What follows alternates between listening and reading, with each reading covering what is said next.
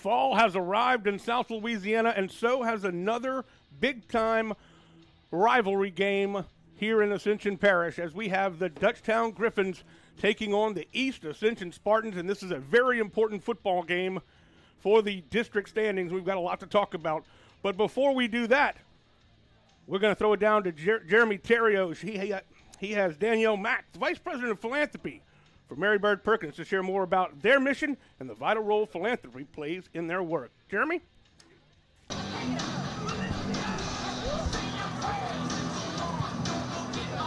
Thanks, Jimmy. So, Danielle, welcome to the Game of the Week. Thank you for having me. We're happy that you guys are here. This is the third time you guys are here this season with us here on the sidelines, Game of the Week. So, again, thanks for joining us. So, you know, a couple of people from Mary Bird Perkins have already come on the show to talk about the facility. But I want to talk to you tonight about the mission and sort of local support and philanthropy and what that does to support the impact that Mary Bird Perkins has on this community. Yeah, well, thank you so much, Jeremy. You know, Mary Bird Perkins was founded over 50 years ago. Oh, wow. And we've been a part of the Ascension Parish community for just over 16 years ago. Our mission is to improve survivorship and lessen the burden of cancer. And since we have entered this community, the amount of support that we have received has been tremendous. You know, part of the reason that we were founded was to provide high-quality cancer care close to home that ensures patients are able to be treated in their local community, because we know that research shows that when patients are treated and close to home, that their outcomes are so much better. And we would not be able to do what we do without the level of community support that we've seen. And that's been so important to making our mission possible. It's true. Ascension Parish is an incredible parish. I mean, just the support you see with the local high schools, but the support you guys give to the well-being and the longevity of this community. Yeah. So for the viewers who may not have tuned in the past couple of times that we had some guests from Mary Bird Perkins, maybe they didn't know about the expansion going on in Gonzales. So tell us a little bit about that. Yeah, so as you know, Ascension Parish has seen an incredible amount of growth.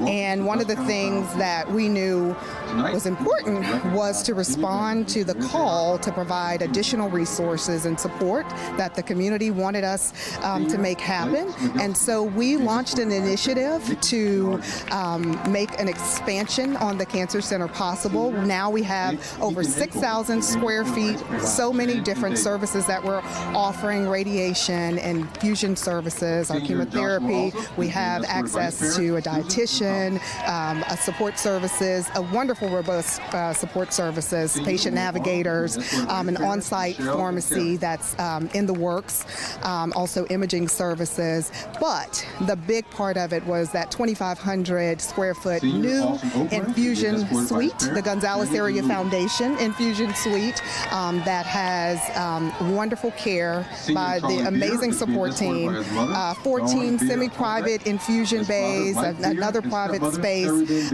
But the thing that's so important is the team that's making it possible. And the patients were considered, and they were in the center of the room for every single decision that we made in making that infusion suite possible. So the expansion was so important to ensure that we're providing that same level of care, compassion, in a new space that reflects what's so important to us, and that's ensuring that patients along their journeys are surrounded by everything that they need to thrive. I know, that's a lot. Well, it's so awesome that you guys have such a pulse on the needs of the local community. And, you know, local community wants to care for local communities. So Danielle, tell us, if people want to philanthropically support Mary Bird Perkins, how can they do that? Absolutely. One other thing I will mention is that every single dollar raised in this community stays in this community. As a nonprofit, we really rely on that support. So individuals can visit our website, marybird.org/giving, or we've put a nice QR code on the screen. We have a new way to give through Venmo, and we would encourage donors to make a gift. $25 can help provide transportation assistance or help support patients that are encountering needs around food insecurity and so many other ways, and we put those funds to work right away, and it stays right here in this community. So visit our website, marybird.org/giving, or Venmo, $25, $2,500. We would appreciate the support. Or $25,000, whatever. We have so many supporters. One that I'm proud to say, REV. We're so grateful to have REV's generous support in the expansion project, as well as the Gonzales Area Foundation, which has been an incredible supporter and have surrounded us with so much support. So we're grateful for so many that have opened their hearts, opened their arms, opened their wallets to support Mary Bird Perkins, our expansion project, and all those other services that are made possible. Well, Danielle, thank you so much for coming on the show, and thank you to Mary Bird Perkins and the entire Mary Bird Perkins team for what you guys are doing for those who are living with cancer here in the community. Thank you so much. All right, Danielle, we'll stay tuned for Game of the Week. Thanks. All right. Welcome to REV, delivering fiber-powered technology for both your home and your business. With phone service that connects you to what's important, internet that keeps your devices up and running, TV that delivers all the big moments, and security that protects how you live and work. All backed by local support teams right here in Louisiana. With 5-star service and reliability you can count on, we're ready to connect you to the people and places that matter most. REV. Chris's Specialty Foods has you covered for tailgating this season. We do all the prep work so you can spend time enjoying your family and friends. Steaks, burgers, sausage, chicken, wild game, and many other great pork options. Our central location is now open on Wax Road behind the Walmart. And the new Highland location serves hot lunches and has a meeting space for your work team. New Orleans and Millerville are rocking as well. It's fast, affordable, and delicious. It's Chris's Specialty Foods. Everybody loves Chris's. Order like a champ at Raising Cane's. We've got tailgates of hand-battered, cooked-to-order chicken fingers and cane sauce, and jugs of freshly made tea and lemonade. Raising Cane's Chicken Fingers, one love. Dr. Brian Hollis is Ascension Parish's orthodontist. Dr. Hollis has an excellent reputation for bringing state-of-the-art technology and the highest standard of patient care to Ascension. He attended LSU Dental School, and he completed a residency to become a board-certified specialist in orthodontics. An avid supporter in our community, Dr. Hollis is married to Celeste Pyron Hollis, and they have 4 children. Dr. Hollis, Ascension Parish's orthodontist. Grow up smiling with Hollis Orthodontics. Here we are, Cypress Roofing, a woman-owned roofing company specializing in insurance claims. With the hurricane season right around the corner, give us a call.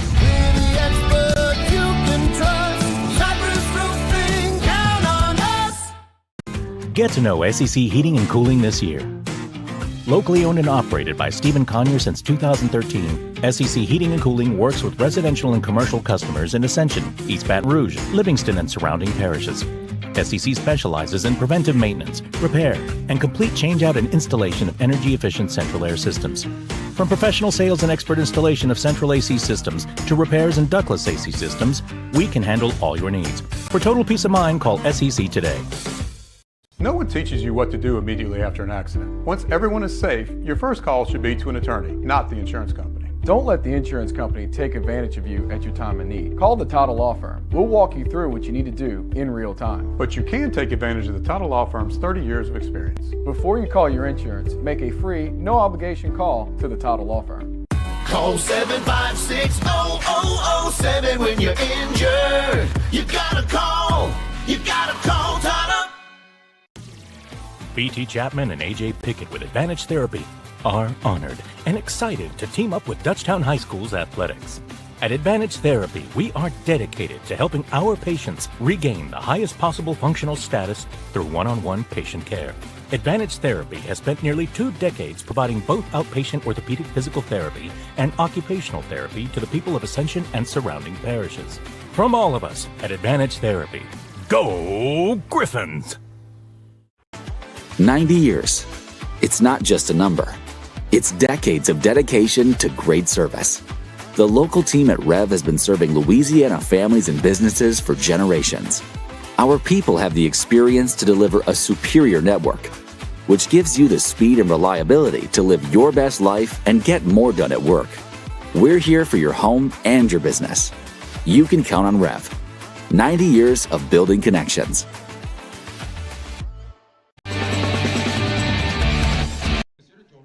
Welcome back to the REV Game of the Week. I'm Jimmy Frederick. Along with me, our Hall of Famer, David Swacker. And, Coach, we have got a perfect night for football. There's not a cloud in the sky. The sun is setting just to our west, right as we can see it, and the temperatures have plummeted. It's finally fall in Louisiana, and we've got a great football game here between Dutchtown and East Ascension. And I'm going to tell you what, these two schools are right in the mix of this district championship. That's a big thing right there.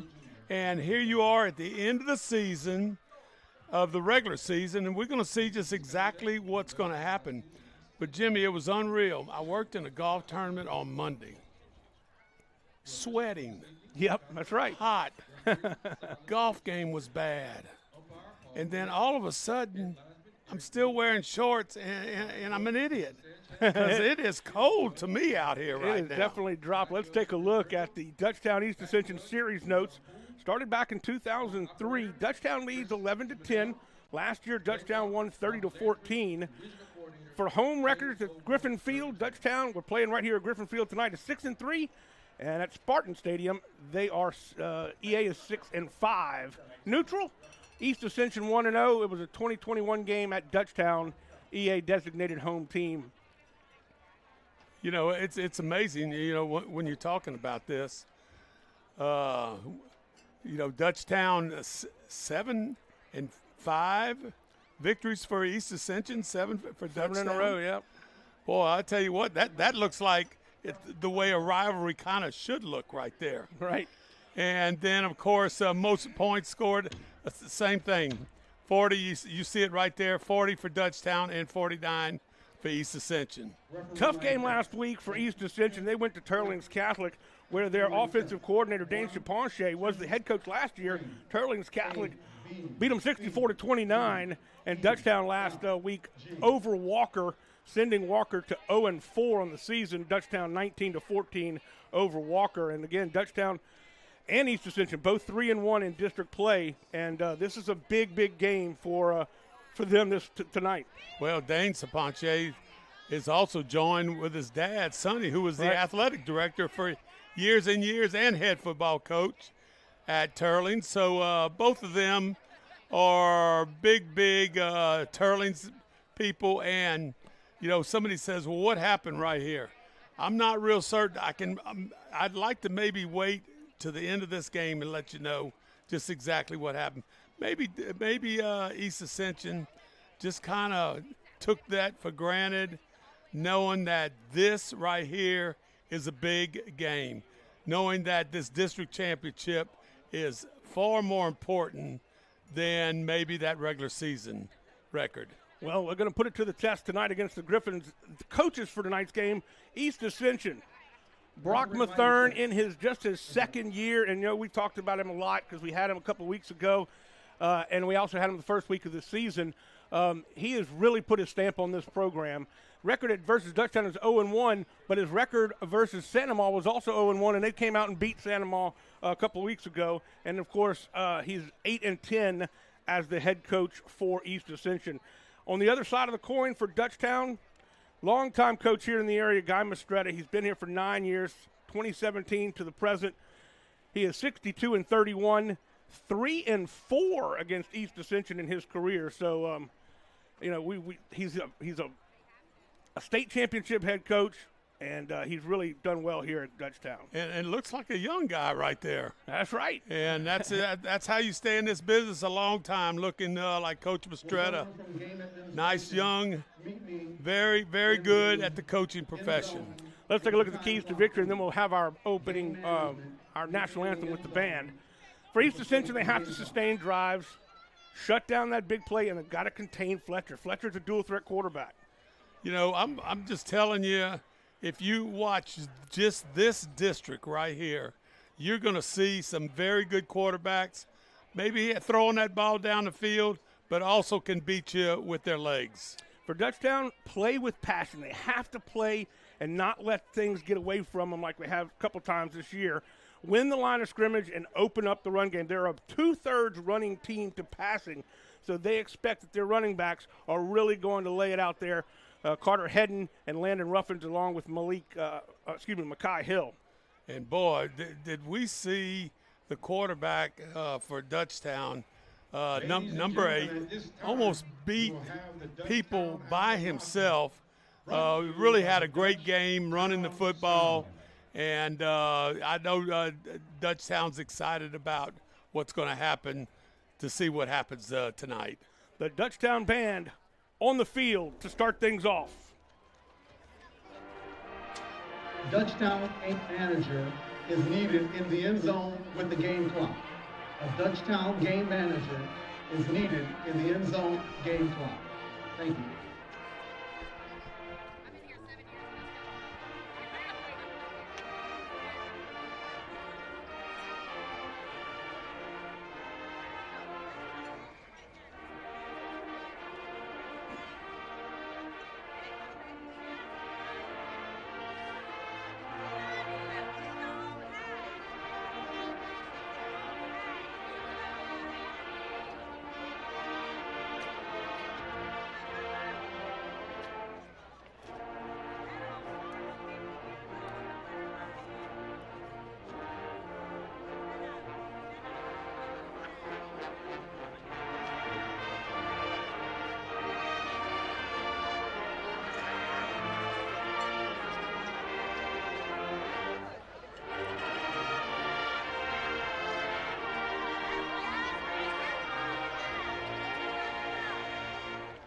That was the Dutchtown alma mater. Now it is time. As we see the Griffins come onto the field, we'll have our our national anthem in just a minute. The fog machines are going, and this thing is going to be rocking.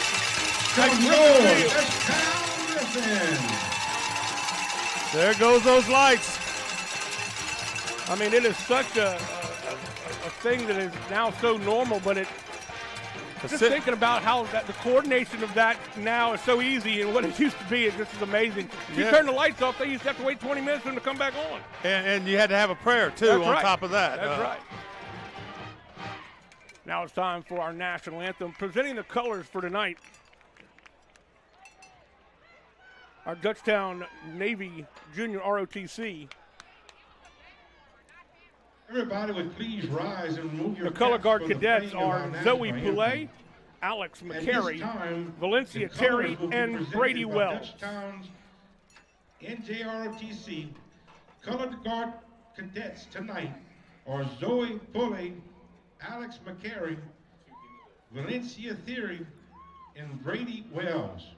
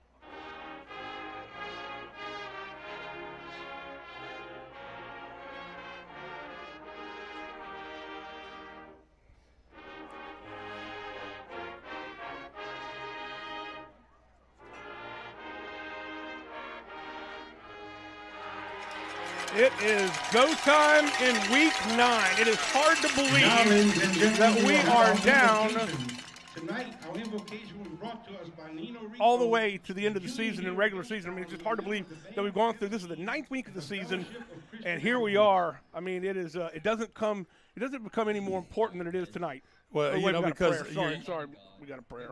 Sorry. We lift you high with every move, each throw we make, and with the celebration of every point we score. Please bless our team with with passion for this wonderful sport, with unity and heart and mind, and with vision to try our hardest. May we be focused on carrying the legacy of your great love in our lives as we play today. Amen. All right. Well, you know, the big thing is everybody in Ascension Parish, Jimmy, is still in the ball game. That's right. That's right. As far as the playoffs, you know, and you have Denham Springs in Livingston Parish. It looks like, you know, Live Oaks. It looks like Walker maybe going to be out of the pictures. But I'm going to just tell you, nobody better take them light because they can play some football. East Ascension has Walker next week. But that's what I wanted to look at is that 3-1 Denham Springs, Dutchtown 3-1, East Ascension 3-1. Denham Springs beat Dutchtown. That's their only district loss. East Ascension has an opportunity here to really kind of have their own set their own course here in the district. Well, there's no doubt, and I'm going to tell you, no one can take anybody lightly. Right. Anything could possibly happen on a Friday night in the Ascension District, along with the Livingston District. We're fixing to have the coin toss with the captains on both sides. Captains for today's game, number 85 for the Griffins is Dotter, along with 0 Jordan Odom, Marcelo Rizzuto, and number 62 England Phillips. Number 2 for East Ascension is Javon Javius. Number 4. Yep, number 4, Dawson Landry. Jeremiah Merriweather. And number 6, Jason Blackburn. You know, that tells me one thing. Single-digit people, they have that feeling that they're very good athletes. So only one number right here. Now they have to live up to it. That's it. Both these teams are fairly evenly matched. It's going to be interesting to see how EA uses Bryson Martinez. You know, they moved him from tackle to tight end, and now they may be sticking him on defense as well, and that could really change things a little bit in the middle for Fletcher if he's going to try to run off tackle on some of those quarterback keepers. Well, you know, that's right now. Martinez, for him to play, just put him over there. Right. Put him at nose guard, like you know, one of your big linemen that you've had in the past. And he'll be able to handle that situation with either a double team of the guard and the. Here's our starting lineups for Dutchtown. And start off like this at quarterback Owen Fletcher. Carter Hedden will be the running back. Messina, Derek Walker Vice, and Martell Rogers is an incredible athlete, are your wide receivers. At tight end, Zach Dotter, and across the front, they're big. Duncan McLeod, Andrew Kidd, England Phillips, Logan Bro, and Brant Lavin. Kicking off for East Ascension will be Anthony Audemont. He's a very good kicker. He's done very well over the course of this season. Set to receive for Dutchtown, number 44, Landon Ruffins, and also number 9, and that's, of course, Martell Rogers.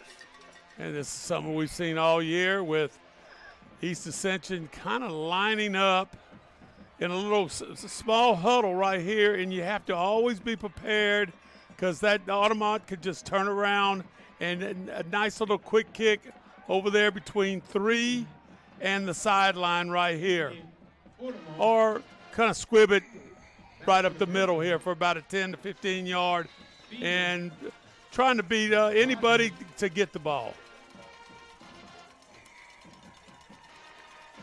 Anthony Audemont will kick it away, and we are just about underway on this hugely important 5-5A district matchup here on the REV Game of the Week.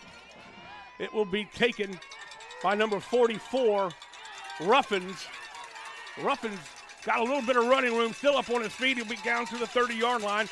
A 20-yard return. Let's take a look at the defensive starters now for East Ascension. They'll start like this. At linebacker, you've got Stone and Miles, along with Shamar Chapman, a true freshman. Up the front there, you see Bryson Martinez is going to be our nose tackle, along with Javian Johnson and King Short across the front. You've got Javius Smith, Landry Levy, and LeBlanc playing the defensive backfield. Well, here you go. Basically, you got that four-man front and Tony Miles anchoring at the Mike backer. Fletcher, quick pass to number 3. He's hit immediately as he catches it. That's Caden Messina. And he'll pick up 4. Make it 3. Oh, a nice little fake and a quick pitch out there. And the referee spot that thing as basically a 4-yard gain. It's going to be interesting to see just exactly how well East Ascension does in this. Breaking through the line, guess who it is? Number 94 making the big sack. King Short. He was hit initially in the backfield as he escaped, but King Short comes up big. Well, Martinez is the one that hit him initially in the backfield, and probably just needs to control his pace, getting back to that quarterback. They'll lose a yard on the play, brings up 3rd down and 7. So just as we talked about, they're 2/3 running. They haven't run the ball yet. All 2 plays so far in the game. Look at him backed off of that defensively. There's Fletcher. You got to spy him. He's got some running room. He gets the 1st down and more. He needed 7. He got 10. They've got to have somebody keep an eye on him. Number 1. Oh, check that number 4, Lawson Landry on the tackle.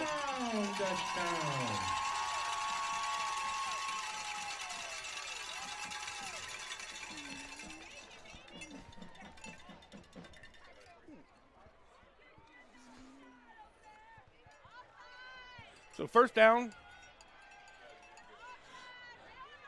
almost to midfield at the 44-yard line. It will be Fletcher taking it himself on a quarterback. Oh, my gosh, he just spun around like a helicopter. Huge hit by number 12, Micah Levy. Watch this. Gain of 7 will be 2nd and 3 for the Griffins. Boom. Good job there by the quarterback holding on. Picks up 7, brings up 2nd down and 3. A gain of 3 yards short of that 1st down. Got 3 receivers out to the right. Going in motion, number 7, Hedden. Throwing across the middle, finds his man, soft zone, perfectly placed. Making the stop is Levy again, a 20-yard gain. Fletcher to LeBlanc to the 31-yard line. Boy, he just found a spot in that soft zone. Nice job right there. Michael Janis on the play calling. They cross into positive territory here for East Ascension at the 32. Fletcher's got a big hole off the right side. Still on his feet, spins away. He'll be taken down at the 10-yard line. Fletcher down to the 11-yard line.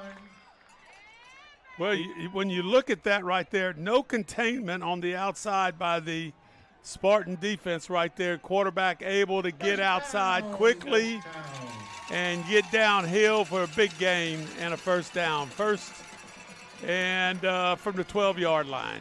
Well, Levy has had 3 tackles in a row. That time he had to come across the field and make that play before he scooted into the end zone. This is into the flats for Dotter. Dotter is rolled down after a 1-yard gain from the tight end spot. Well, in motion right there. No one seems to go with him right there. Good job of getting it out. Nice tackle there on the play by number 4 for the Spartans. Landry. Brings up 2nd down. They actually said he didn't get any yardage. So it's 2nd and 10. They can get a 1st down at the 2. Fake the handoff, pulls it back to Fletcher, and Fletcher will roll to the 5. Fletcher. Javion Johnson in on the stop. Little fake and go right there. Looks like they were trying to kick out on the defensive end. Quarterback did a good job of reading that and taking the ball outside for a couple of yards. Brings up 3rd down and 4 at the 4-yard line, or maybe right at the 5, actually. Dotter sets up in the backfield as a wing. Handoff to number 6, Hedden, and Hedden will get to the 1, maybe the 2, and they may have enough for a 1st down. That would be huge. Gets to the 2-yard line. It'll be 3rd and 1 from the 2. Excuse me, 4th and 1 from the 2. 4th and 1. This is a huge play for the defense. Didn't quite get enough for the 1st down, and they'll get in tight. Looks like East Ascension is just as stacked up as the Griffins are. Blown dead. Official call timeout, and not official call timeout, but Dutchtown calls their first timeout of the ball game. It's their first of the half. So what an exciting first drive it has been. It's been a 10-play drive so far. Started at their 31-yard line for the Dutchtown, and they have methodically moved it down the field, passing and mixing in the run. And just as we talked about, Fletcher you got to keep an eye on him. He's just too good running the football. And we've seen that already this year. The quarterbacks of both teams are very good passers and very, very good in the running game. Well, you pointed out the fact that they've almost used half the quarter for this drive. 5 minutes and 11 seconds so far off the clock. So this is, when you saw East Ascension's defense, it looked like, boy, there was maybe all 11 of them were piled up in there. You see big 87 coming in there in the tight end spot.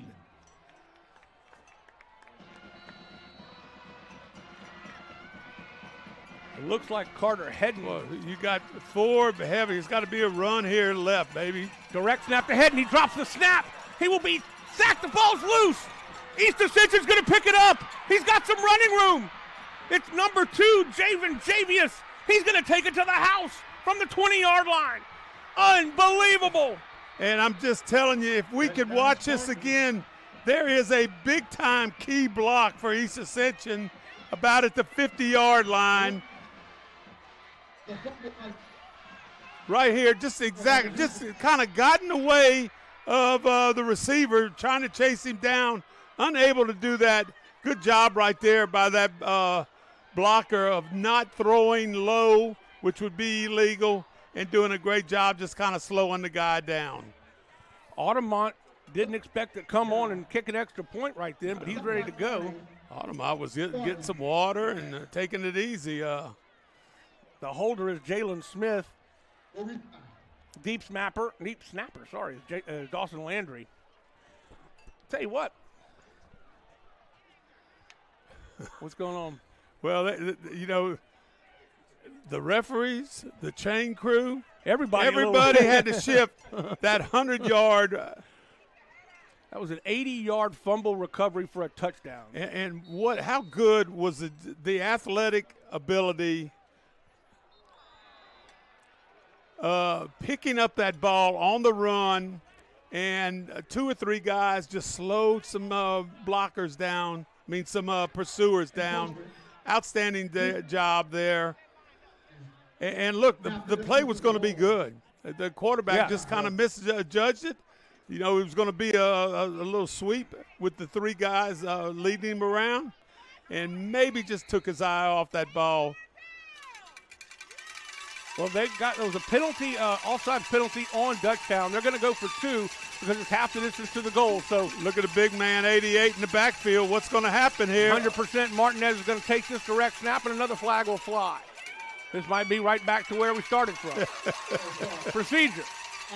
So they will probably go ahead and kick it now. So they're going to run teams on and off to get this. Well, we're going to get an extra point eventually. And the big man, 88, was going, man, I think this is going to be my chance here. Oh, he'll have more chances, I bet you. He'll have a few more, yes. You're right about that. So Audemont will kick it. It will be a 24-yard extra point attempt kick is up, and it is through.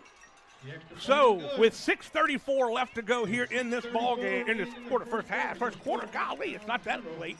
7-0 on the fumble recovery for a touchdown. We'll be back right after this on the Rev Game of the Week. Athletic training staff of Dutchtown High School would like to thank the following sponsors for their support of our Griffins Sports Medicine Program. Advantage Physical Therapy, Tata Law Firm, Baton Rouge Orthopedic Clinic Foundation, Cypress Physical Therapy. Well, we talked about what a great drive it was, and let's take a look at the whole play here. See, number 7, Hedden, not the usual quarterback, but the running back. He got the direct snap, and it just was a little bit high to his right.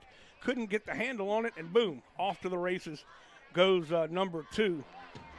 You know, I'm going to just tell you, Javius, for the East Ascension team and also their coaching staff, that's got to feel like a big plus, because last week it was a royal pounding. Yeah, and they were on the 2-yard line. I mean, they had not been able to stop Dutchtown in that first drive. Good point. And what a turn of events. We'll have to see if the defense can now stop them defensively without giving up too many yards here. So just like that, Audemont will kick it away again. Martell Rogers set to receive, along with Ruffin. It's going to be an onside kick. Do they get it? No, good job by number 19 to fall on that football. I would Dylan say if Bailey. they got it, the whole not the stands, but the whole team would have been going berserk. You're right. there. You're right. So they'll have great field position, will the Griffins, with the nose of the football at their own 48.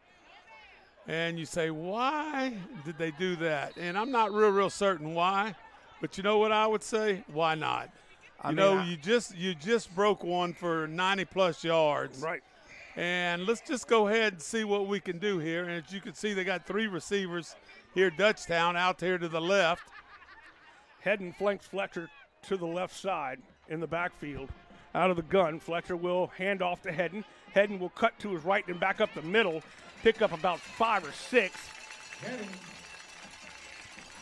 Coach Mastretta says, guys, it happens. It just happened to us. Just go out here and run the ball. We ran the ball down the field, play after play after play. Made a mistake right here, right around the 10-yard line. Let's go back there and get that thing back and get back in this ball game. Mastretta always talks about overcoming that adversity, and when you get punched in the mouth, what are you going to do? Fletcher again running the football. Flag will come in, usually around the holding area, but we'll wait and see. Gets close to the first down, but there's flags. Number 25, Cameron Stone, the defensive end on the stop. He had a little bit of help.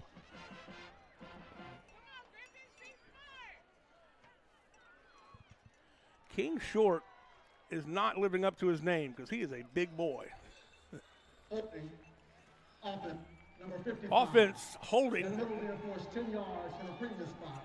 Replay second down. 10-yard penalty, so that'll back them up. It'll be 2nd and 15. From the 43-yard line.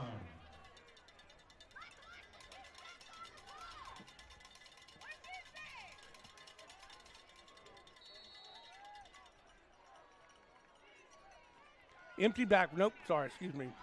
Fletcher will get back there with Hedden to his left again. Hedden will go in motion into the flats. Fletcher looking down the field again, finds the hole for the tight end Dotter, and Dotter picks up the first down. He picked up 22. Boy, outstanding job by the offensive line on the pass protection. Watch the quarterback step up in the pocket right there. Good job. And tight end right over the middle.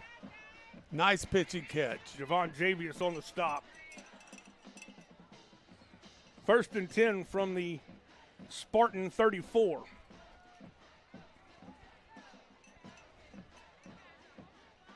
Hedden on the screen. He will be met, and the tackler misses him. He's got a little bit of room ahead of him, and Levy will throw him out of bounds. He has been an active Nickelback. You got to make that tackle right there. You got to make that tackle, knowing that they're not throwing the ball down the field. Everybody else is blocking on the outside. You got to be able to make that tackle, because it ends up being a 7-yard gain, which it could have been a 2 to 3 to 4 yard loss on that play. Yeah, that was Dawson Landry whiffing on the tackle. Now Fletcher will be in an empty backfield, throws it into the flats. He gained a yard or two. That was Martell Rogers on the catch. Pass complete to Rogers for a short gain. It'll be 3rd down for the Griffins. 3rd and 2, 3rd and 3 for the Griffins.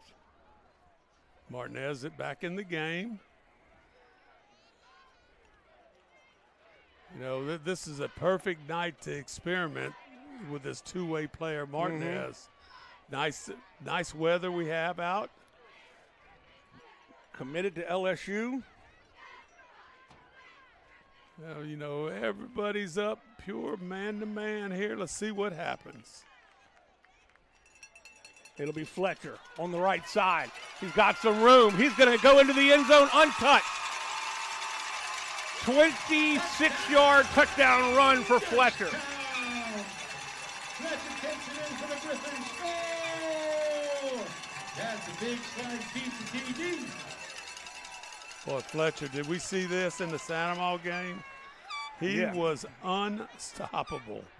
He comes into the game rushing 83 times for 513 yards and 7 touchdowns.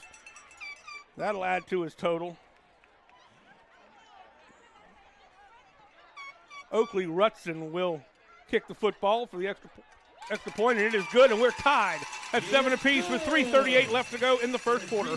We'll be back right after this. You're watching the Rev Game of the Week. Athletic training staff of Dutchtown High School would like to thank the following sponsors for their support of our Griffins Sports Medicine Program. Cypress Roofing, SCC Heating and Cooling, Raising Cane's in Prairieville, Hollis Orthodontics.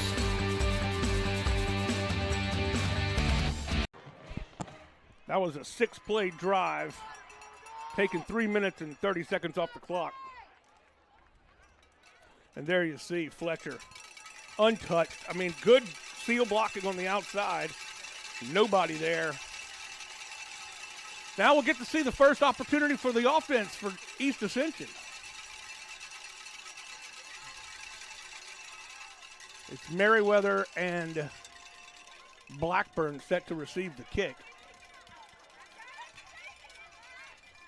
Merriweather is on the far side, and Blackburn at the 10-yard line on the near side. Rutson has been a very good kicker, and this is going to be a line drive shot, taking it to 15-yard line. Right up the gut, and he runs over one of his own guys, but good field position and a great return. A 25-yard return. Let's take a look at the starters for East Ascension. J.J. LaBeouf will be your quarterback. Jason Blackburn, the running back. The receivers are Merriweather, Erskine, Gautreaux, and Bryson Martinez is your tight end. Across the front, you've got Carson Lacombe, Javon Matthews, Devin Ullman, Chase Johnson, and James Crisp.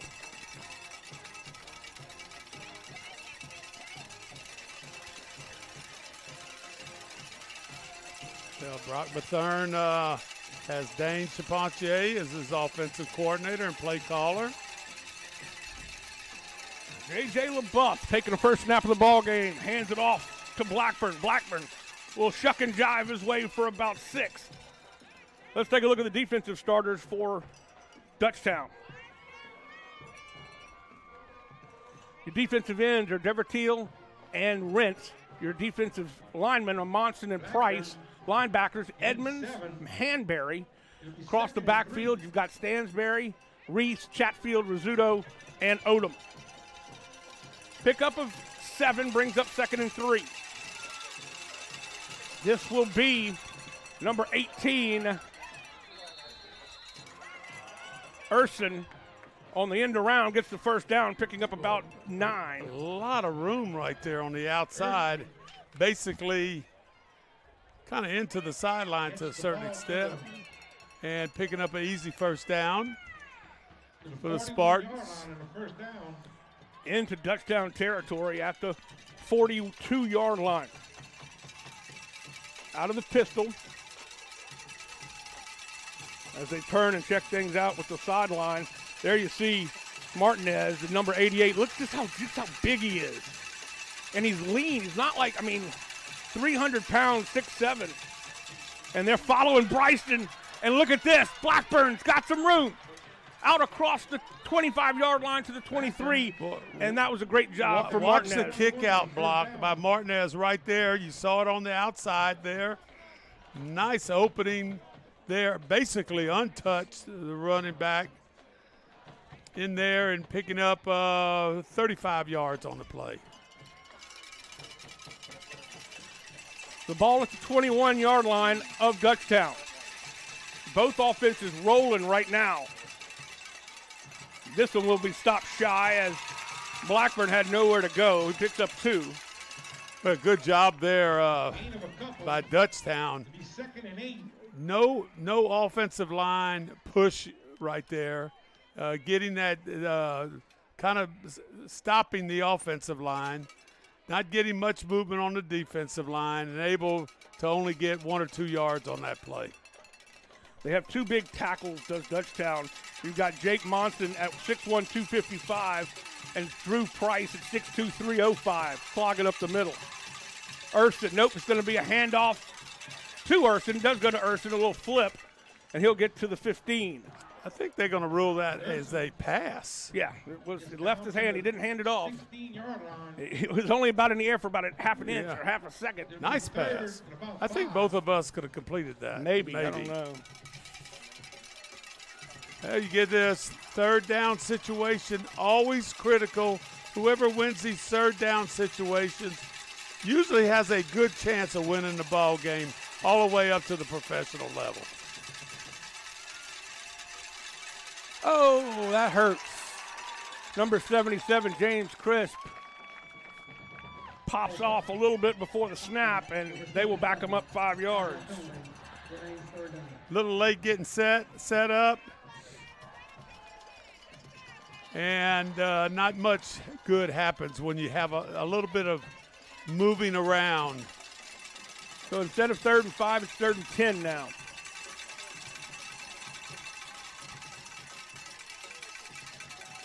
The Spartans come into the game averaging 342 yards of offense and 33.2 points per ball game. Look at that. Direct snap to Martinez. Martinez running through people, but I think he's going to be stopped short. He will be. It'll be 4th and 1. Boy, you've probably seen this play a lot recently. Fake the pitch. Martinez fakes the pitch and just takes off in the B gap on the left side of the offensive line. They might try it again. Well, looks like this is what they were trying on the extra point. They will give it to Martinez again, and he will get the first down by about a foot. So 1st and 10 for the Spartans. Everybody right there. You know, the one thing you don't want to do is slow down. You need to get all your momentum going right there. Everybody's doing a pretty good job of blocking. Here it is. 1st and goal. That's it for the first quarter. It was a quick one. 7-7 is our score. We'll be back right after this on the REV Game of the Week. Welcome to REV, delivering fiber-powered technology for both your home and your business. With phone service that connects you to what's important, internet that keeps your devices up and running, TV that delivers all the big moments, and security that protects how you live and work. All backed by local support teams right here in Louisiana.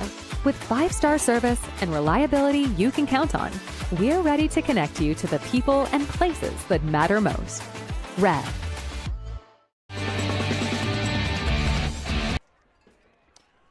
There you see a good shot of the Dutchtown team coming back onto the field. So both offenses have done their job so far. They have moved the football. The defenses are going to have to get a stop at some point. Of course, on the first drive, that fumble recovery for a touchdown for East Ascension was a statement play for the defense there, but other than that, they really haven't stopped Fletcher and his crew. And right now, J.J. LaBeouf and company are doing a great job moving the football. 7-7 as we start the second quarter. First and goal from the 10. Quick pitch to number 1. Rizzuto. Rizzuto will carry around the right side. He'll be chased out of bounds. Spartans are out of bounds at about the 6-yard line. It'll be second and goal. Second and goal from around the 5. He was chased out by number 1 that time. That was Rizzuto chasing him down. Carrying the football was Jeremiah Merriweather on the end around. Martinez is still in at quarterback. They'll direct snap it to him. He'll take it himself on the fake pitch, stepping over people, but nowhere to go. Inside the 5 to the 3. Stacked up by everybody. Price, Monson, and Edmonds on the stop. Spartans get a couple. There's a flag. Uh-oh, flag down. The only way to bring Martinez down is to hit him low, right, Coach? Or hit him quick. Yeah. You got to hit him low. You got to hit him quick. Our referee is Silas Phipps Jr. I'm not sure what he was. After the play, personal foul. Defense number 9. Wow. That penalty was half the distance to the goal. Half the distance on a personal foul call after the play, called on number 15, Bryce Chatfield. Still doesn't give you the first down. So it's third and goal. Well, it should. I would thought it. The Spartans one play. The helmet came off, but not as a result of foul. Mike was cutting in and out. I didn't hear what he said. But they'll leave it at third down. Nope. Third down. Yep. 3rd and 6. Well, 3rd and goal from the 3. Excuse me.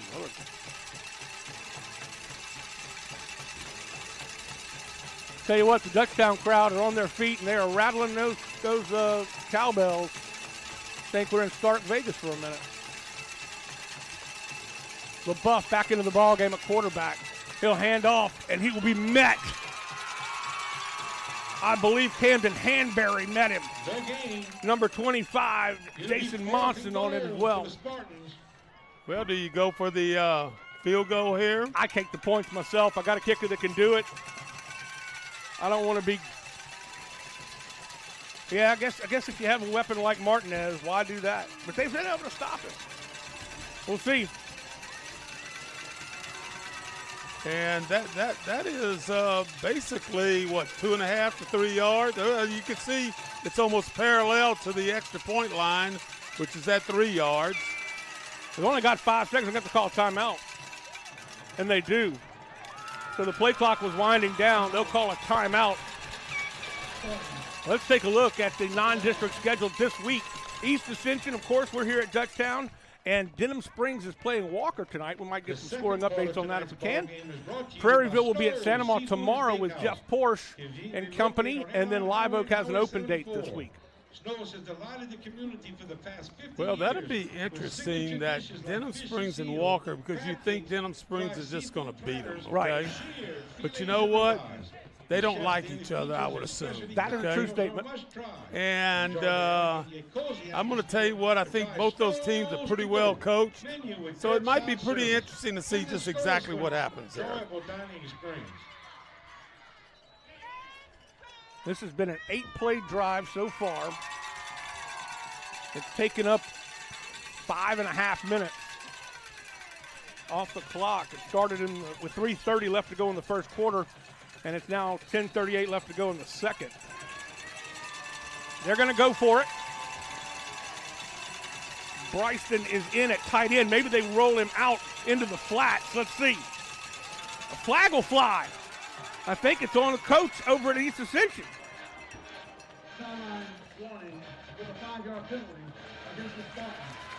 Sideline warning, 5-yard penalty. One of the coaches, I don't think it was Mathern, in fact I know it wasn't, was way out on the field. Phipps Jr., the referee, Phipps, go talk to Coach Mathern. And they got to have a get-back coach, man. Come on. Might be the Now they're MVP gonna for you. Kick the field goal, I believe. And I think that's the right decision because Altamont can definitely kick it. It will be a 25-yarder. Kick is up and it's booted through. So the East Ascension Spartans take a 10-7 lead. We'll be back after this. You're watching the Rev Game of the Week. 33 remaining in the first half. Your score, Dutchtown 7. 90 years. It's not just a number. It's decades of dedication to great service. The local team at REV has been serving Louisiana families and businesses for generations. Our people have the experience to deliver a superior network, which gives you the speed and reliability to live your best life and get more done at work. We're here for your home and your business. You can count on REV. 90 years of building connections.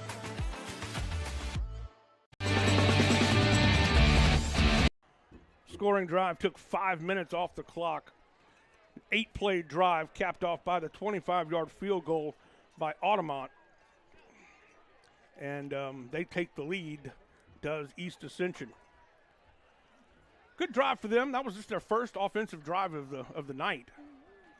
They really mixed it up. Didn't throw the ball at all. Well, unless you want to count that little flip.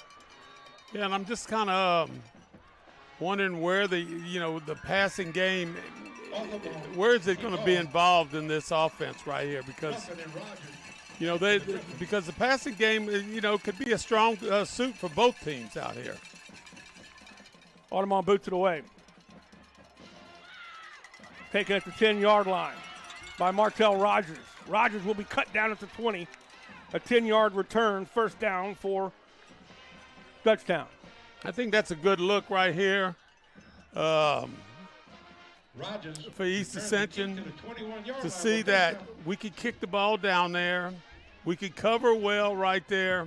And instead of giving that ball to the Griffins at midfield, we go ahead and give it to them, around the 25 or 30-yard line. On their first couple of drives, they really mixed up the run and the pass. The first drive was really a lot of passing to get down the field. Then it was a heavy dose of Fletcher running the football.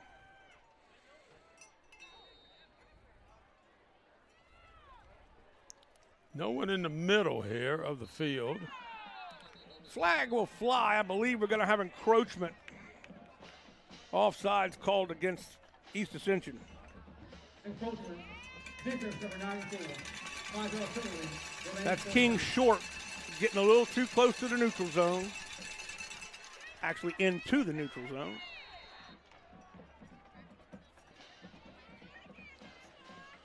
So they will donate 5 yards to the cause, and it'll be 1st and 5.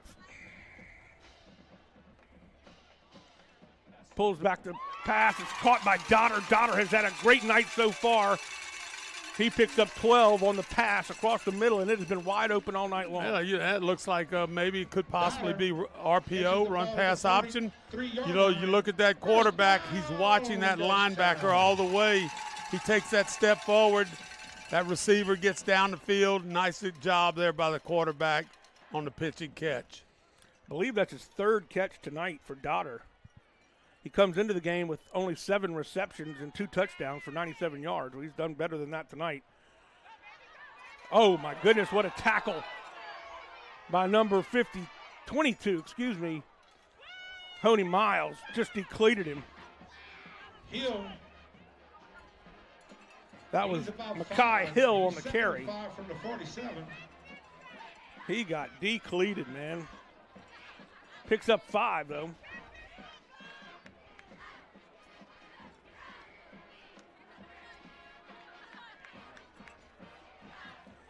Ball at the 48-yard line of Dutchtown. This will be Fletcher, and that time he will not be able to go anywhere as he is corralled by by Miles and Stone. Fletcher. This is the play right here. Michael Janis.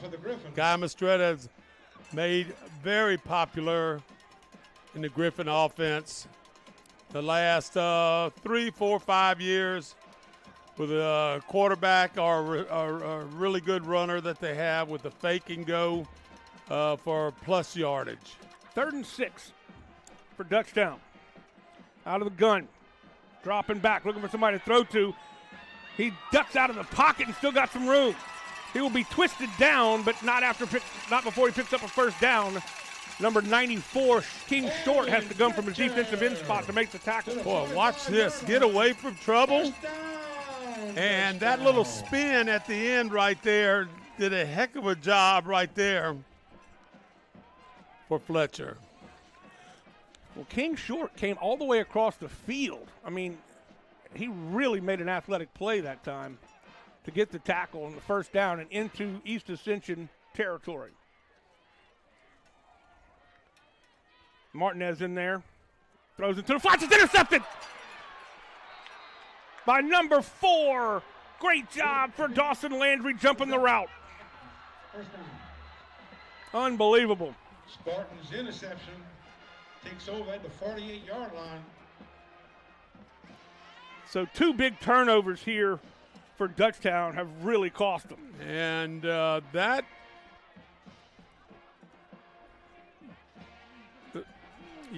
Dutchtown was very fortunate right there. That didn't turn into a touchdown quickly.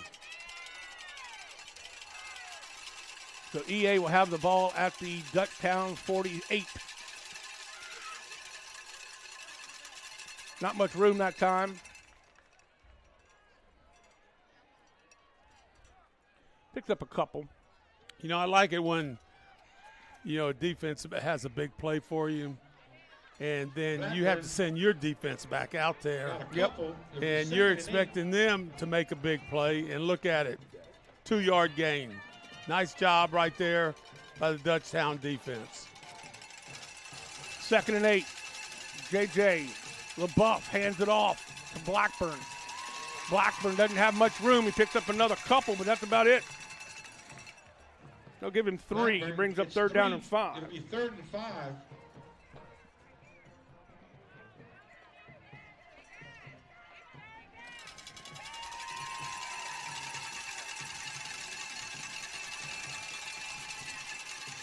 Big 3rd down play for this Spartan offense. Again, they haven't thrown the ball downfield at all.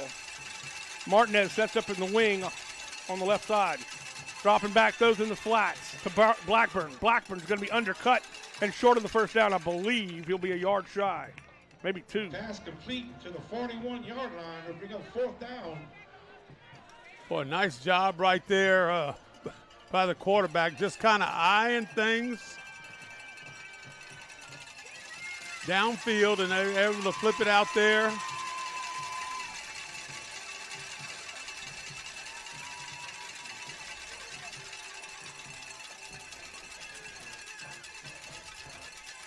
Well, you're going to kick the ball here, punt the ball. Goes to Martinez. Martinez will throw it, and it's flagged down. I think it was a backward pass, but they blow the play dead. Jeremiah Merriweather couldn't catch it. If it's got to be, I think it's procedure. Wait. And unfortunately, the referee's mic is breaking up a little bit, but we'll get a signal here in a second. Silas Phipps is our official from the South Louisiana Federation. Illegal shift on the offense.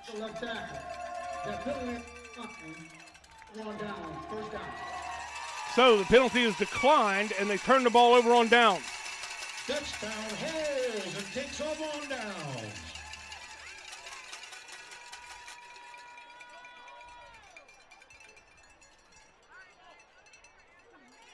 So big defensive stop that time for the Dutchtown Griffins.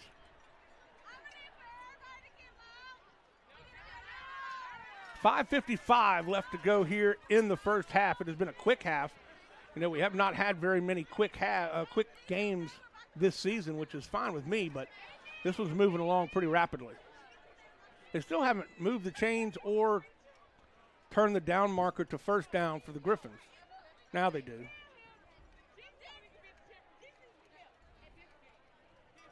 They'll have the ball at their own 43-yard line, will Dutchtown.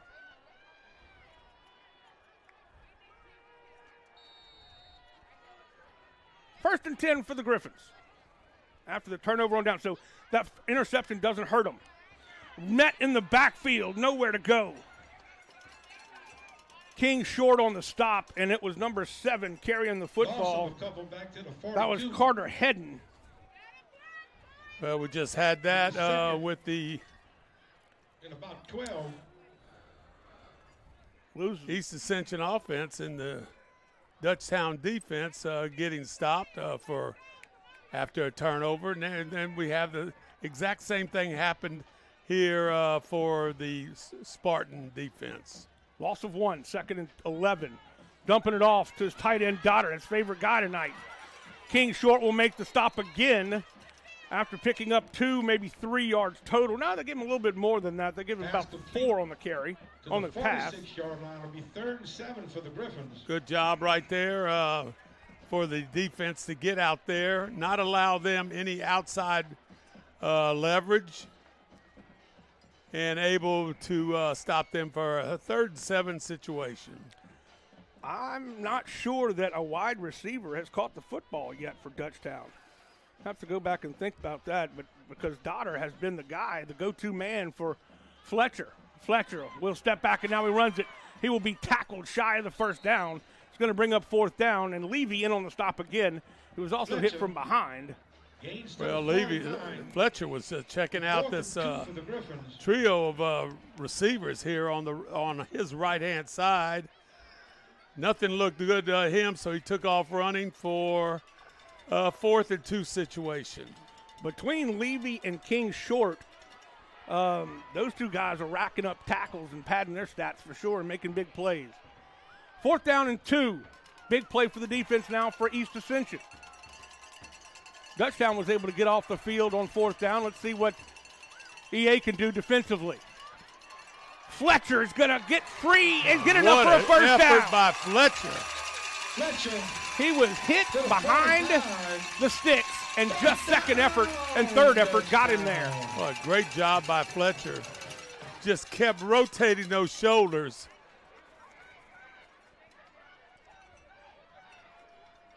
Picking up a first down. Big play right there by the Dutchtown quarterback. They move the ball into East Ascension territory. It'll be 1st and 10 from the EA 46-yard line. It'll be Fletcher pulling it back again. He will be met hard by Javon Javius. Fletcher picks up 4. It's 5 to the 41-yard line. Maybe they give him 5. 2nd and 5 for the Griffins.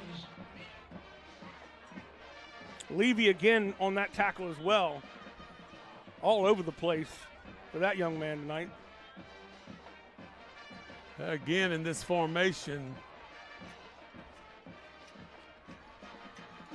2 receivers to each side of the football, of the line of scrimmage.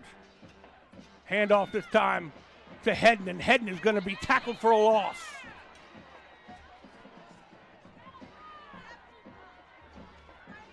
Loss. Back to the 44-yard line. It's like trying to bounce outside, just got outside of that area that was being a hole created for him, and not able to cut up inside right there in Dutchtown there. Right away, just tackle the ball carrier, creating a 3rd and 8 situation. It was Braden LeBlanc finishing him off, but several Spartans in on that stop. 3rd and 7. It'll be Fletcher on a straight run. Still on his feet. It'll be short of the first down. Tony Miles on the stop. Well, watch the quarterback again. Right here, get it. Turn. I cannot turn anymore. Boy, trying to get a few more extra yards to create a better situation than 4th and 2. Levy on that stop as well, along with Miles. 4th down and 2 at the 38-yard line. Dutchtown checking with the sideline. Fletcher. You got a 5-man defensive front. It'll be Fletcher. He's got a good hole off the side, off the left side, and he will pick up 5 and plenty enough for a first down. First down, Dutchtown. The offensive line is doing a great job opening holes for Fletcher.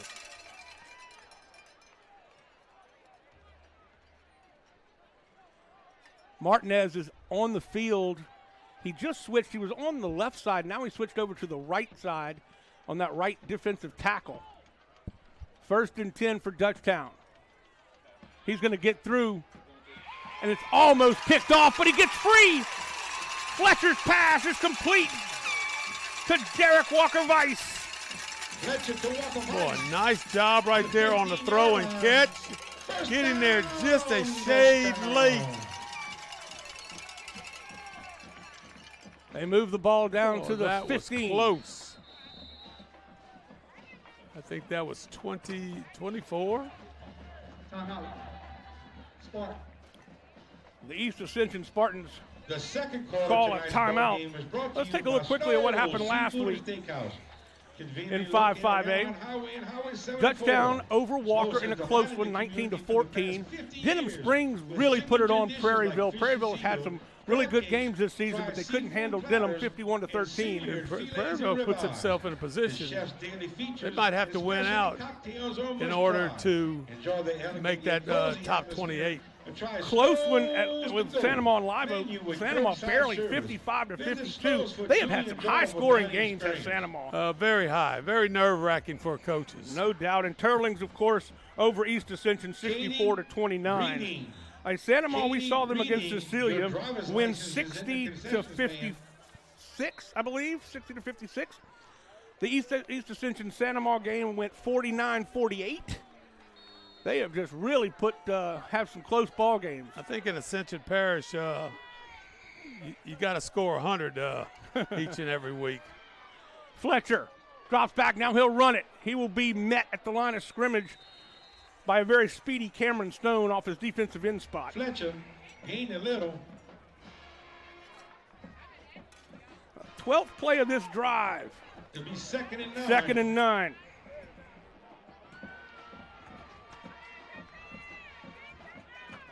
Dropping back, looking for somebody to throw to, and he does. Finds Dotter, and that's the first pass that Dotter couldn't bring in. Pretty good coverage that time by number 15, Braden LeBlanc, but he's given up about 6 inches on Dotter, to Dotter. Very, very close to being a complete pass right there. Good effort by Dotter. 3rd down and 9.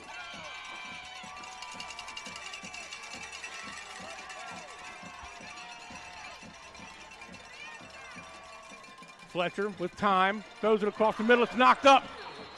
Almost intercepted by Tony Miles. It was batted in the air, and it'll bring up 4th down. Tony Miles just grabbing his head. Watch this, right off of his hands. And then he goes, I should have caught that. Rutson looks like he's going to kick a field goal, and he will from 31 yards. Again, Rutson has been a very big surprise, a very happy surprise to the Dutchtown Griffins. This kick is up, and it is off the mark. Pushed it left. And no points come away with only 7 seconds left to go here in the half. EA will take over at the 20-yard line with 7 seconds. Got us a heck of a game here. We certainly do have that. Would you just go ahead and kneel this one and get into the locker room? Or would you go for Well, it looks exactly like that's going to be taking knee, but I'm not sure who he's snapping the ball to. And they will do that, and you they will go. head to the locker room. And that's the first half. The first half is in the books, and it has been a fast one, but a good one. The East Ascension Spartans leading Dutchtown 10-7. We will be back right after this. We've got a great halftime show for you. The Dutchtown Band is going to be entertaining us in just a bit. Don't go anywhere, folks. You're watching the Rev Game of the Week. Welcome to REV, delivering fiber-powered technology for both your home and your business. With phone service that connects you to what's important, internet that keeps your devices up and running, TV that delivers all the big moments, and security that protects how you live and work. All backed by local support teams right here in Louisiana. With 5-star service and reliability you can count on, we're ready to connect you to the people and places that matter most. REV. Chris's Specialty Foods has you covered for tailgating this season. We do all the prep work so you can spend time enjoying your family and friends. Steaks, burgers, sausage, chicken, wild game, and many other great pork options. Our central location is now open on Wax Road behind the Walmart. And the new Highland location serves hot lunches and has a meeting space for your work team. New Orleans and Millerville are rocking as well. It's fast, affordable, and delicious. It's Chris's Specialty Foods. Everybody loves Chris's. Order like a champ at Raising Cane's. We've got tailgates of hand-battered, cooked-to-order chicken fingers and cane sauce, and jugs of freshly made tea and lemonade. Raising Cane's Chicken Fingers, one love. Dr. Brian Hollis is Ascension Parish's orthodontist. Dr. Hollis has an excellent reputation for bringing state-of-the-art technology and the highest standard of patient care to Ascension. He attended LSU Dental School, and he completed a residency to become a board-certified specialist in orthodontics. An avid supporter in our community, Dr. Hollis is married to Celeste Pyron Hollis, and they have 4 children. Dr. Hollis, Ascension Parish's orthodontist. Grow up smiling with Hollis Orthodontics. Here we are, Cypress Roofing, a woman-owned roofing company specializing in insurance claims. With the hurricane season right around the corner, give us a call.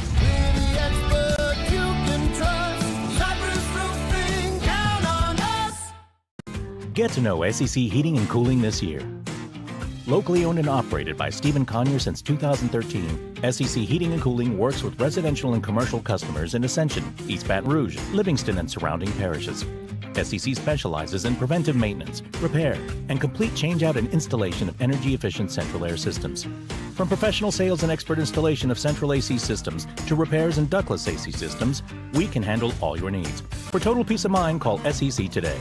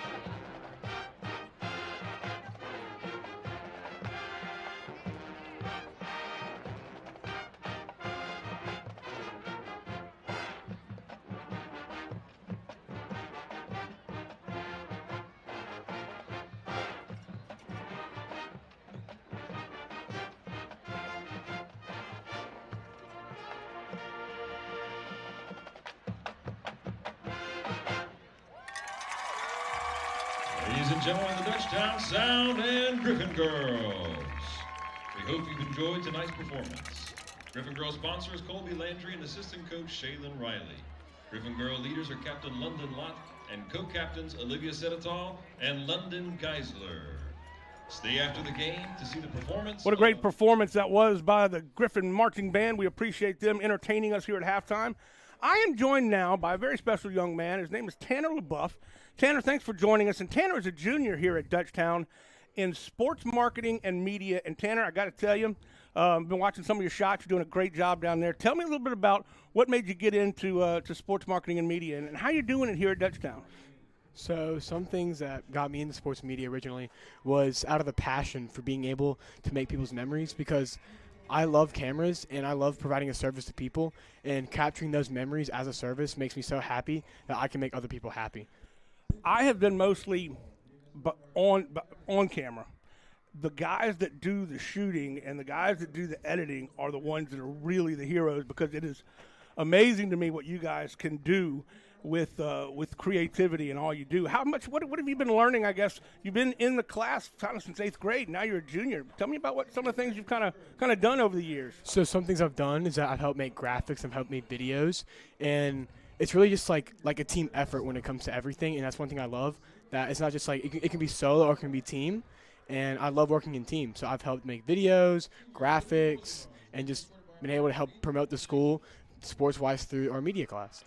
How about, and I know you've only been in it for a few years, but have you seen some of the technology change over just those 3 or 4 years? Yes, sir, I have. For example, our end zone stuff. Originally back in 8th grade, our end zone was just one long pole and like a little box. Now it has improved from like a whole station we have from the press box and down below. And we have a whole TV system at the sideline for all the players to look at so they can see the work that they're doing, and they can change it on the field immediately. So explain that to me a little bit.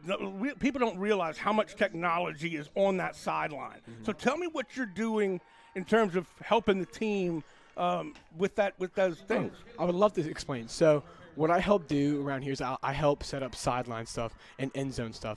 So what it is essentially is that it gets an overhead view of the D-line and the O-line, and when I capture film from the end zone, it goes immediately to the TV. And it's a big TV with a bunch of wires connected to other wires to be able to show on the TV the O-line and the D-line in that, so coaches can point out mistakes easily and the players can be able to fix it like that. I'm telling you, people don't realize. I mean, we all see, the iPads that LSU has or the Saints or the Pro, what all. But you actually have that on the field right here at Dutchtown. That is an amazing piece of technology that I don't think anybody really realizes just how much things have come a long way since, since we were doing it on whiteboards, I guess, back when I was a kid.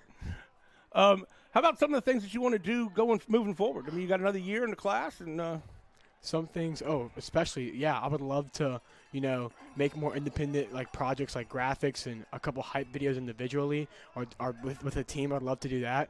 Or I would love to, advance my skills in sports media through a program, a college maybe, like hopefully through REV's program at Southeastern. I'm looking forward to that. So I didn't realize REV had that's awesome. So REV has a program at Southeastern. Yes, sir, they do. That's great. We appreciate REV for all they do, of course, not just having us with these games, but they do so much in the community. What about some of the things you do during the day? I guess y'all have a television station and things like that. Y'all do news and things. No, sir, we don't yet. Okay. We're looking we're looking to try to get that because Dunham has it, and we're really interested in applying that into our media class because we think it's really cool, and we would love to have that at Dutchtown High.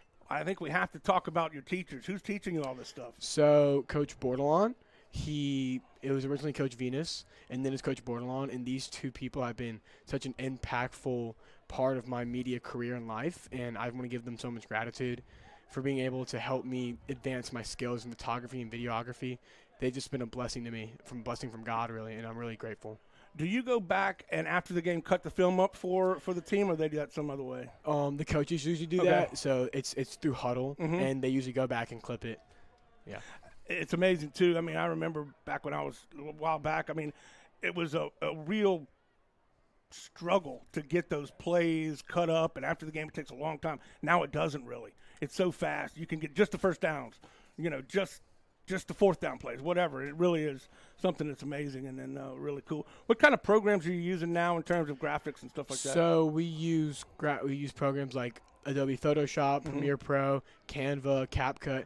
Those are the big four we usually use, and those have been a huge help. Especially Canva. Canva has been such a good help, especially with giving us templates and us being able to use our creative ideas on those templates to make graphics for the week and hype people up to come to the games. So Canva definitely has been a big help. Photoshop, big help. Adobe Pro, big help. Tanner, you're doing such a great job. We appreciate all the hard work you're putting into it, and we wish you all the best. And we can't wait to see some of these hype videos and some other stuff coming up. All right. Thank you, man. Appreciate it very much. Tanner LaBeouf in sports media and marketing class does a phenomenal job for the team and also helps us out as well. We're going to take a break. When we come back, we'll have our second half. Don't go anywhere, folks. You're watching the Rev Game of the Week. Welcome to REV, delivering fiber-powered technology for both your home and your business. With phone service that connects you to what's important, internet that keeps your devices up and running, TV that delivers all the big moments, and security that protects how you live and work. All backed by local support teams right here in Louisiana. With 5-star service and reliability you can count on, we're ready to connect you to the people and places that matter most. REV.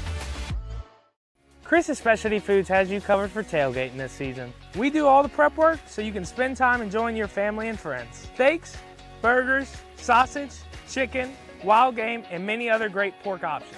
Our central location is now open on Wax Road behind the Walmart. And the new Highland location serves hot lunches and has a meeting space for your work team. New Orleans and Millerville are rocking as well. It's fast, affordable, and delicious. It's Chris's Specialty Foods. Everybody loves Chris's. Order like a champ at Raising Cane's. We've got tailgates of hand-battered, cooked-to-order chicken fingers and cane sauce, and jugs of freshly made tea and lemonade. Raising Cane's Chicken Fingers, one love. Dr. Brian Hollis is Ascension Parish's orthodontist. Dr. Hollis has an excellent reputation for bringing state-of-the-art technology and the highest standard of patient care to Ascension. He attended LSU Dental School, and he completed a residency to become a board-certified specialist in orthodontics. An avid supporter in our community, Dr. Hollis is married to Celeste Pyron Hollis, and they have 4 children. Dr. Hollis, Ascension Parish's orthodontist. Grow up smiling with Hollis Orthodontics. Here we are, Cypress Roofing, a woman-owned roofing company specializing in insurance claims. With the hurricane season right around the corner, give us a call.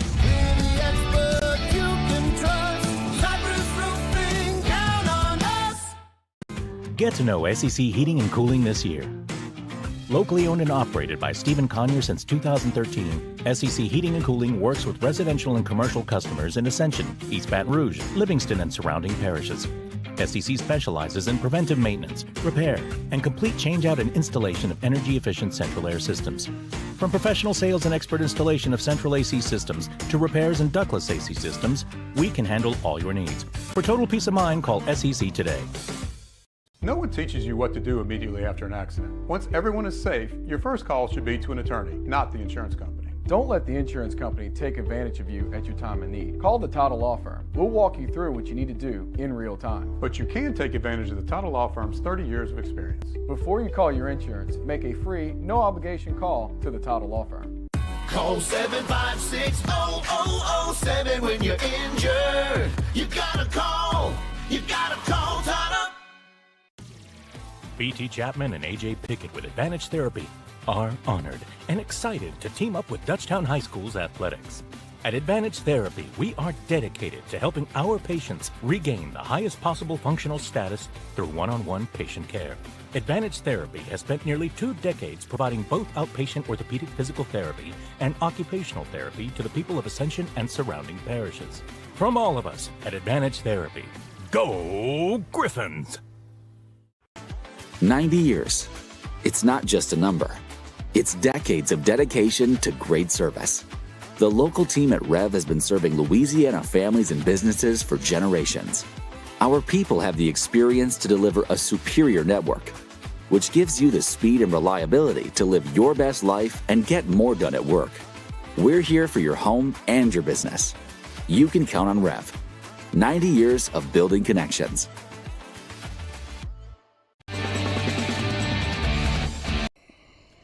It has been a quick half of football. We're almost finished with halftime, and we're about to start the third quarter. It has been a close football game. Let's take a look quickly at what's coming up next week for 5-5A. Dutchtown will be at Live Oak. That's a Thursday night game. Coach Swacker and I will be at East Ascension for Walker and East Ascension. Santa Ma at Denham Springs. Prairieville will have St. Thomas Aquinas, and that will end the regular season. How is that even possible, Coach? I'm going to tell you, when you're having fun, time flies. That's right. And this is not basketball or baseball season where it seems like you're playing every other night, and rightfully so. This football stuff lasts quick, and it seems like it takes forever to get this kind of weather. So you can enjoy this football a lot more. Well, hopefully some of our Ascension Parish teams will have a long run into late November and early December, but we'll have to wait and see for that, and we'll be with them as much as we can. Coming up on Rev Sports 1 and 2 next week, we will be at Walker at East Ascension, And then, of course, in 2 weeks, we start the Division I non-select by-district round of the playoffs. We don't know who's going to be there, but we know some of our guys, if not most of them, will be in those playoffs. And we're talking about 28 teams. Yep.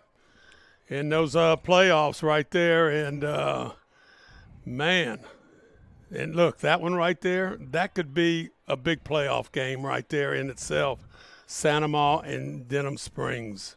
That could be a big one. On REV, Game of the Week expanded. Of course, it's on VSN. It's a subscription service, but if you get it, you're going to enjoy it because they have a lot of really good high school football games on there. And, of course, Dennis McCain and Rob Mushmack calling all those games and doing a great job with it. Well, we're just a few minutes away from the start of this football game. Let's take a look while we have a second. Let's take a look at the power rankings. I want to see. Let's take a look. Denham Springs is 8.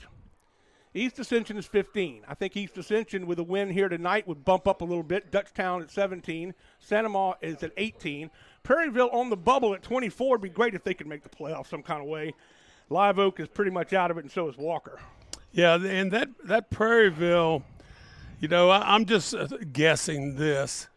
If they win one game, I think they have a strong possibility of being in the playoffs out of their next 2 games. That would be a tremendous boost to that community and that school right there, just opening up last year. So could be a good one. I know they're going to win one of them, and that because I think we did that game last year. St. Thomas Aquinas. That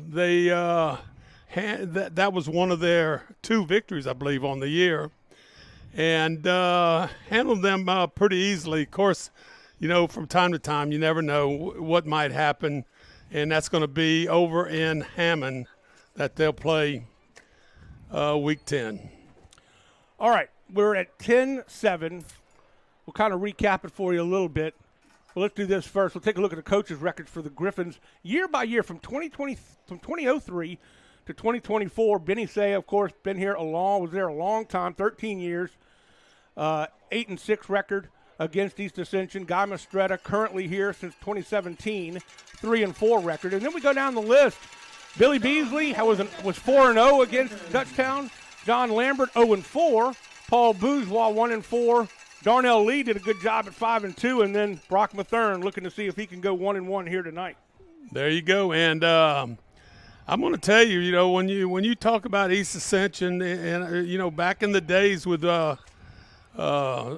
Coach Saya, when you talk about East Ascension and you talk about Dutchtown matching up, there were some pretty good athletes on that field between those 2 teams. The game started basically with Dutchtown driving the football down to the 2-yard line, and then that errant snap picked up at the 20-yard line and big-time 80-yard touchdown run, and that's how they got their first and only touchdown for East Ascension. But this game has been back and forth, and the defenses have started to stiffen a little bit because both of these offenses are moving the football some. Yeah, and I'm going to tell you, the fans, when you walk around, when I walk down to the bottom of the bleachers and back and you look left and right, this is a packed house over here on the Dutchtown side. And you look across the way also, East Ascension in the same boat right there. So, I think, if you look at your score right now, 10-7, could have a very interesting, a very good second half. The only difference is the missed 31-yard field goal by Rutson. East Ascension will have the ball to start this third quarter.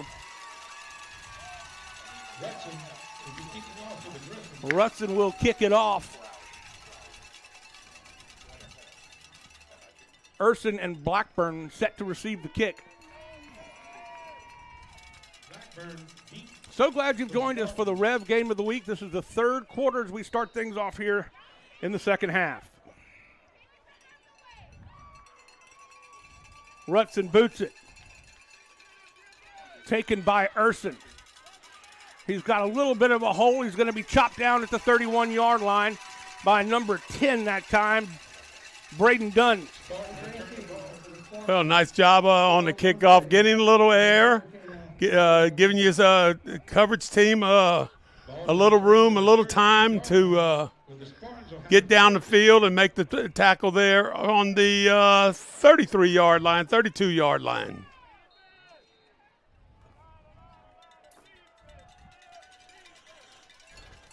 They have run the ball very effectively, have the Spartans. They have not thrown the ball maybe one time, I think, at all. They have just run the football and been very effective doing so. It'll be a handoff on the counter to number 28. That's McCarty. McCarty will be stopped for a loss. Well, good job right there defensively for Dutchtown. There's no doubt Coach Chris Harrell got to be saying that's a good way to start this second half with a 2-yard loss.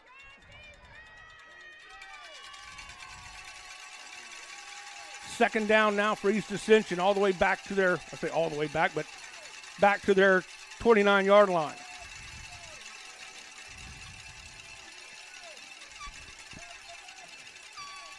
Going in motion was Erston. It'll be handed off. Check that. He throws it down the field. He's got his man. Big tackle from behind, but a huge pickup flipping the field. It goes to Jeremiah Merriweather. Well, I'm not certain what Dane Chaponche was calling over there, but I saw a lot of gyrations going with that signal.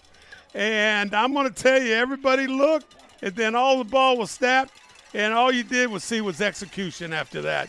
Nice little pitch and catch. 44 yards on the pitch and catch.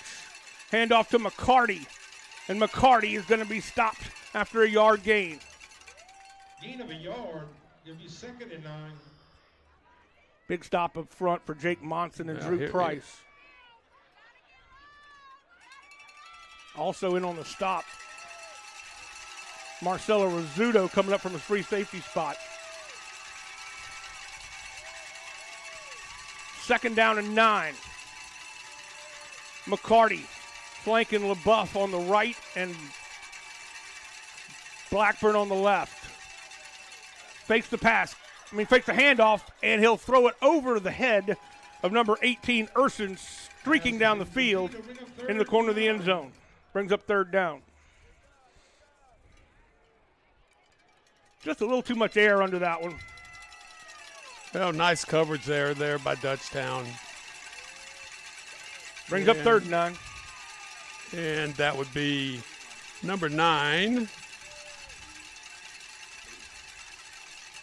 Martell Rogers. Yes, thank you. He plays both ways. He's a really good athlete. I believe he plays basketball as well.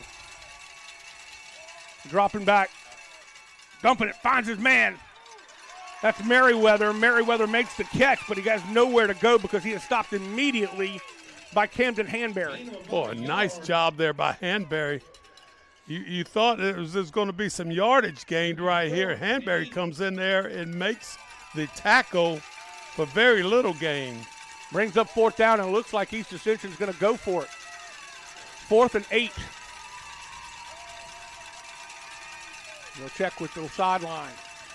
Blackburn is the only running back in the backfield, and now you see Martinez split out into the slot to the top of your screen.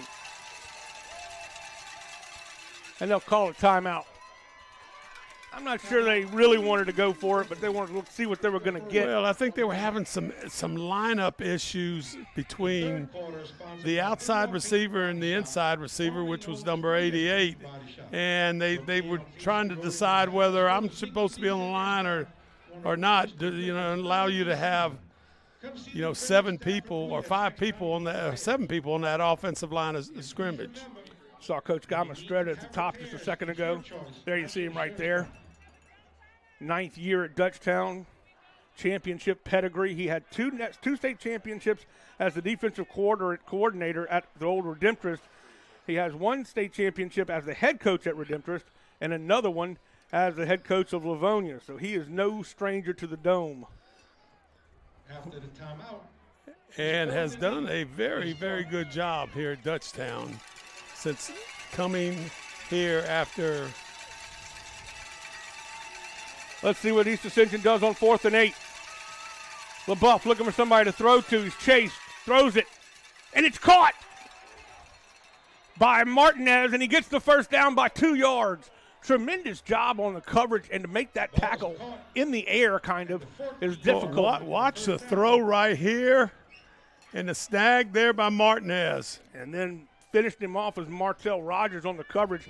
And just the job that Martinez did to use his body to shield that ball from the defender, tremendous effort.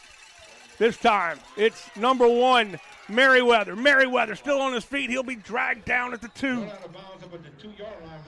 Well, the execution, watch the execution on this play. Well, first of all, we have a penalty. Looks like it's coming back. Flag is near the 10, the actual number. Here's the play.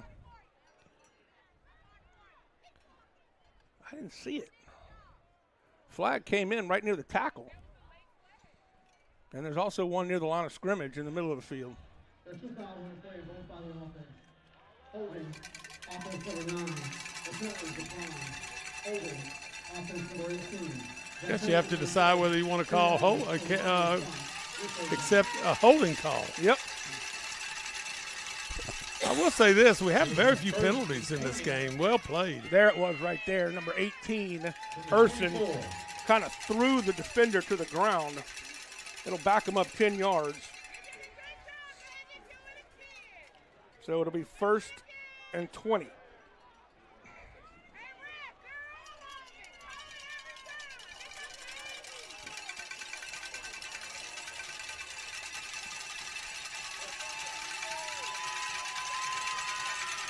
LaBeouf coming out throwing the football here in the second half. Right down the middle would be a nice opportunity. Going in motion is McCarty. Throwing it up to Martinez. Martinez got it. Touchdown.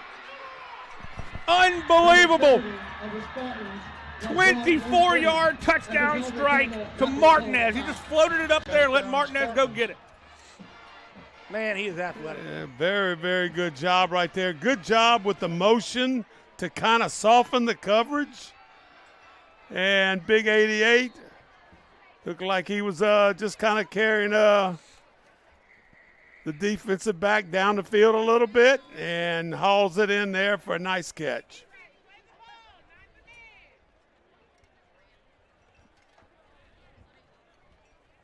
Now we're going to have the extra point by Altamont.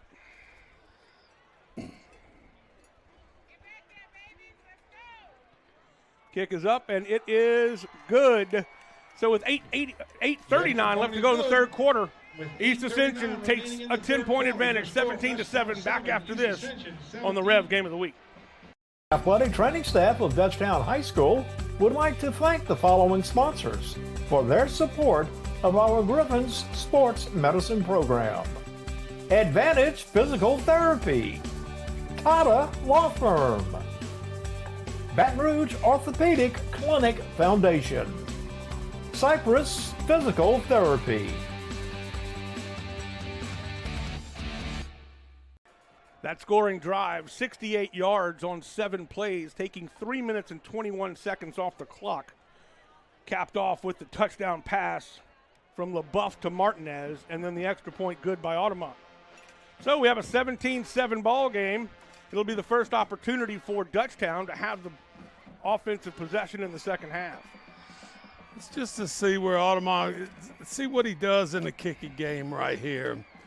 You know, I stated that earlier. You know, we had a nice kickoff, and they were able to corral it in and tackle the ball carrier about the 20-yard line. And it just seems to like he's really having a good night. Let's see what happens here. He'll boot it away. It will be collected at the 12-yard line and dropped. Picked up again by Ruffins, and Ruffins will be down at the 18-yard line. He's lucky he got that ball back. Big job right there on the coverage team. And it kind of, you know, that doesn't mean Dutchtown can't score from there, but, you know, it just kind of gives you a bit of encouragement defensively going out there knowing that they have to drive that thing 80-plus yards to get in the end zone. Well, we've had a heavy dose of Fletcher running the football. We'll see if that continues here in the second half.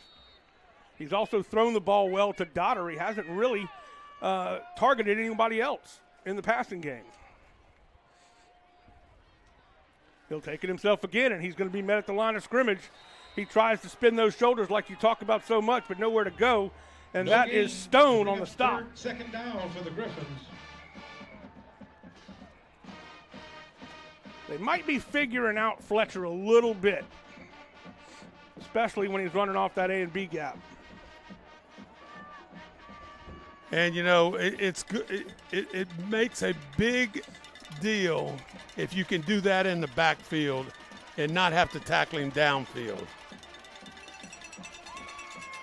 Hedden goes in motion, dropping back to pass. He's going to sling it to Rizzuto. Check that. That's Walker Vice, Derek Walker Vice, and he'll get the first down to about the 41-yard line. Nice little throw right there. Good protection right there. Nice little route. Good job there by Derek Walker Vice. 22 yards on the reception.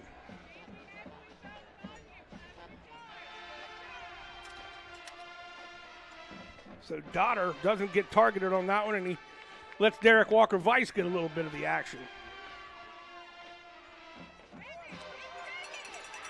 Fletcher almost slips down, runs into his own man. He's going to get back to the line of scrimmage, and that's about it. Fletcher gets a little Stone again on the stop.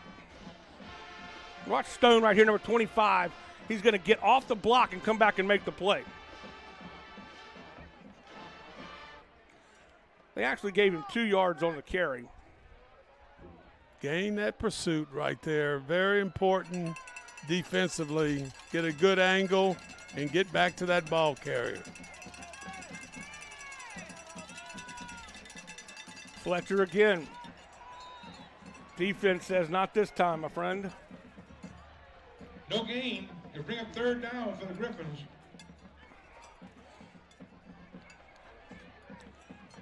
Third and 8 now for the Griffins, as this defense is playing very hard here to start this second half. It looks like they're going to back up and come at them. Very unique way of lining up defensively. They're 4 yards off the ball trying to get ahead of steam and blow through the offensive line. Hedden will carry the football, and he will go nowhere. Picks up a few, but not enough for a first down. Hedden gains about 6. It'll be 4th and 2 for the Griffins. Tripped up by Tony Miles. Brings up 4th and 2. They're going to go for it. 2 receivers to each side of the line of scrimmage.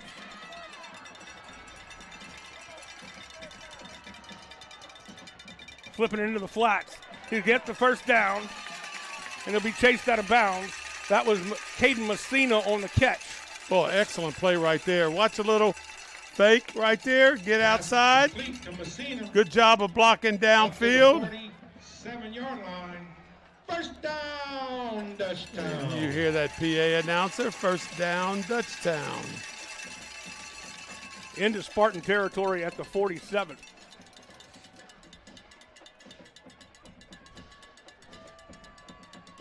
Good shot of the East Ascension band there a second ago. Pulling it back to throwing deep. It's got his man, Martell Rogers. Tackled by Dawson, Javius, excuse me. Check that. That was Messina again. Number 3, his second catch of in the last 2 plays. Nice call there by Janice, offensive coordinator. Boy, a nice little pitch and catch. Easy execution right there for the Griffins. 32 yards on the pitch and catch. First down to the flats. This is Martell Rogers, and Rogers will be hit, stays in bounds at the 8-yard line. Fletcher's pass to Rogers is complete. Sometimes the 3 looks like a 9 to me sometimes. That was definitely Martell Rogers on the catch. 2nd and 4 for the Griffins. 2nd and 4 now.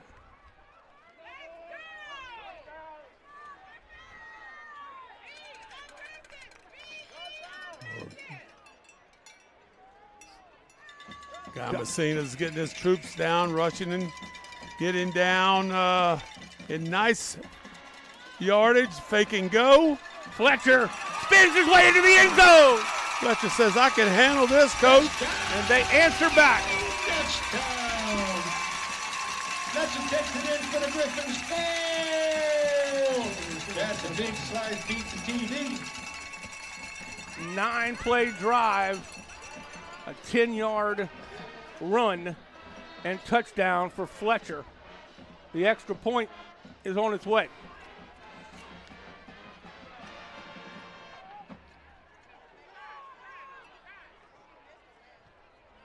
And this one is booted through with plenty to spare. 4:14 left to go here in the third quarter. The Dutchtown Griffins close the gap. It is now 17-14. East Ascension by 3. Back after this on the Rev Game of the Week. Athletic training staff of Dutchtown High School would like to thank the following sponsors for their support of our Griffins Sports Medicine Program. Cypress Roofing, SCC Heating and Cooling, Raising Cane's in Prairieville, Hollis Orthodontics.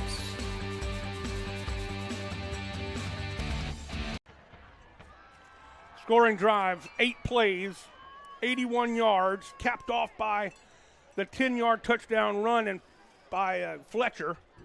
And the extra point is good by Rutson. It took 4 minutes and 17 seconds off the clock.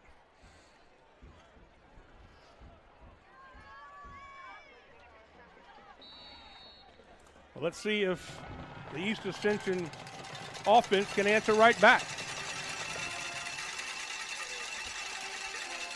Urson lets it run all the way into the end zone, and they'll have it at their own 20. Yeah, it's a touchback. East Ascension will have it 1st and 10 on their 20-yard line. It's interesting that touchback in college is 25. They get the ball to 25. I sure don't like the NFL kickoff. I just can't get used to it. That's a little strange.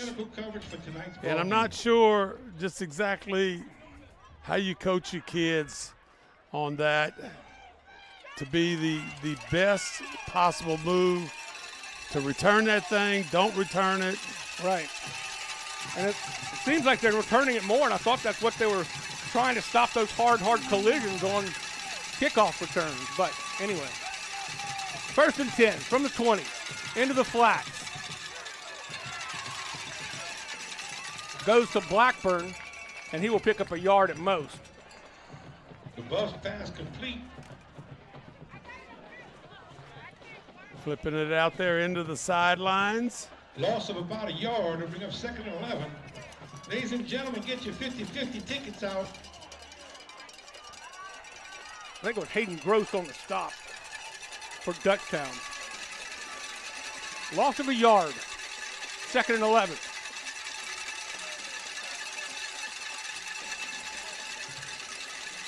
Pump fake. Going deep. Out of bounds. Intended.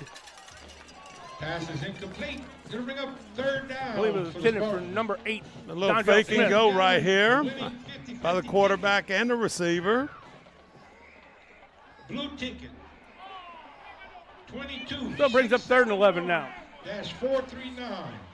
Blue ticket 22671-439.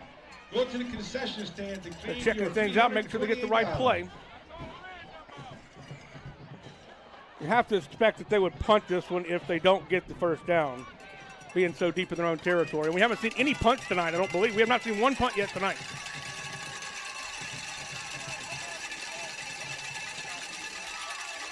LaBeouf throwing deep, finds his man.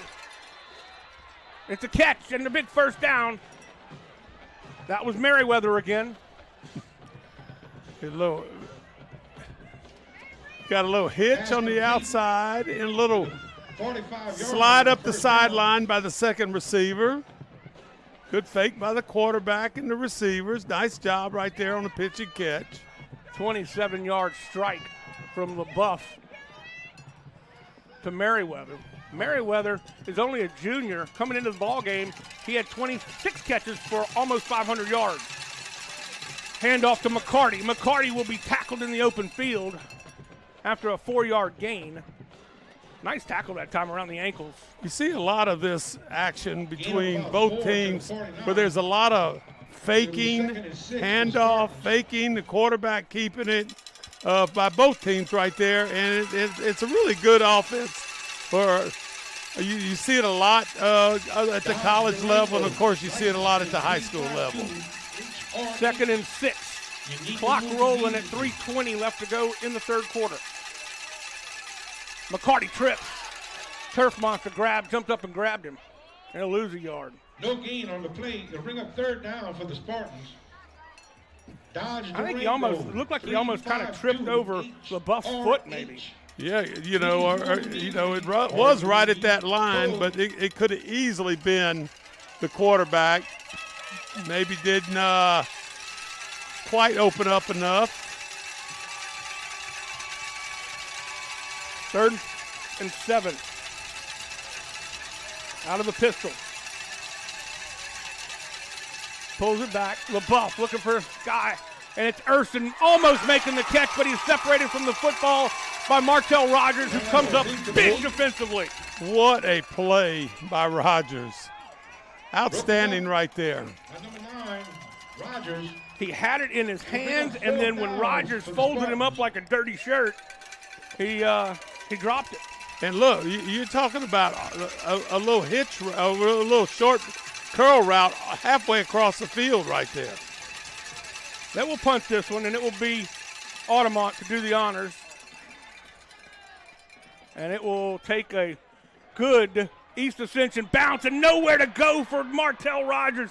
He is slung down like a rag doll by Urson. Punt is caught down at the 10-yard line with touchdown. Urson does a good job of not letting go, because that's going to be a plus play if you ease out of that tackle grip right there and get down the field. So now let's just see here with a little over about 2.5 minutes left here in this first half. This third quarter. Just exactly what is going to happen, because we've seen this formation plenty of times tonight by Dutchtown. 3 receivers, and that middle seems to be wide open. Rolling, and Fletcher will take it and run out of bounds. Didn't get much on that one. That was number 22, that time Miles, Tony Miles. Fletcher picks up 2.5. 3. It'd be 2nd and 7. They'll call it 2nd and 7. Good job for Miles to come way across the field from his linebacker spot and make the stop. You see Miles right in the middle of that defense at that Mike backer. You got to go from sideline to sideline making plays. The Dutchtown defense did its job and forced the Spartans to punt. See what the offense can do as the pass on the screen is complete. 16-yard line. It'd be 3rd and 4 for to Messina.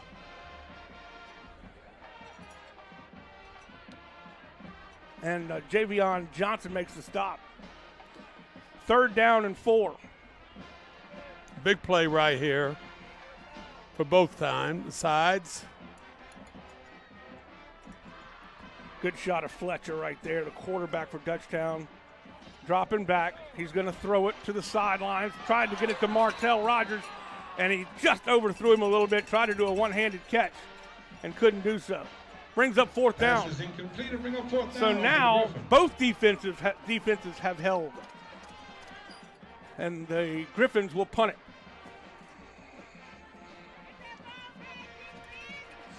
Back to receive will be Jason Blackburn. So you made that statement earlier. No punts tonight. Then all of a sudden we're getting announcer's jinx, my friend. No, I don't know if you jinxed it. They're just having to play some football right here. Rutson will punt along with his extra point duties and place kicking duties. This one will bounce. I know you can't stand that. You want to make sure that you catch that football because it'll roll all the way down to the 41-yard line. He could have fair caught that. All he had to do was wave his hand, come up and make the grab. He was right there. Well, I guess even in high school, that's what you're back there for.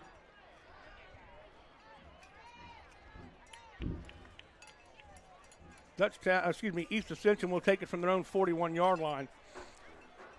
Under a minute and a half to play in the third quarter.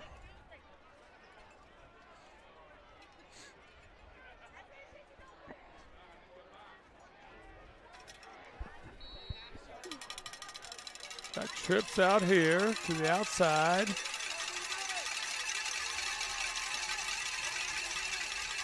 Handoff up the middle. Picks up 7. Well, that's a nice way to start a drive right there. That was Blackburn on the carry. Chapontier's got to say, not bad right there. 6 yards. Take 6 yards in a cloud of dust all day. All day long. Except you don't have dust anymore because there's not a granule of dust out here. Blackburn again needed 4, got 5. Don't move the chains. Ball is down at the 49-yard line on the first down. McCarty now into the game at running back. There you see, there he is, the LSU commitment, number 88. Bryson Martinez. He's had a nice night tonight. Yeah, I would say so.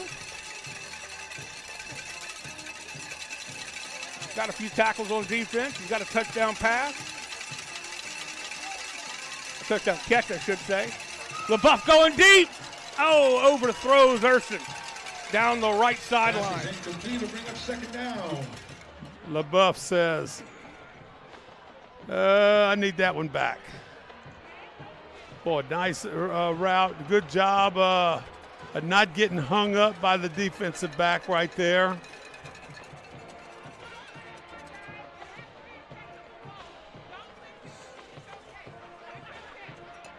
Second and 10.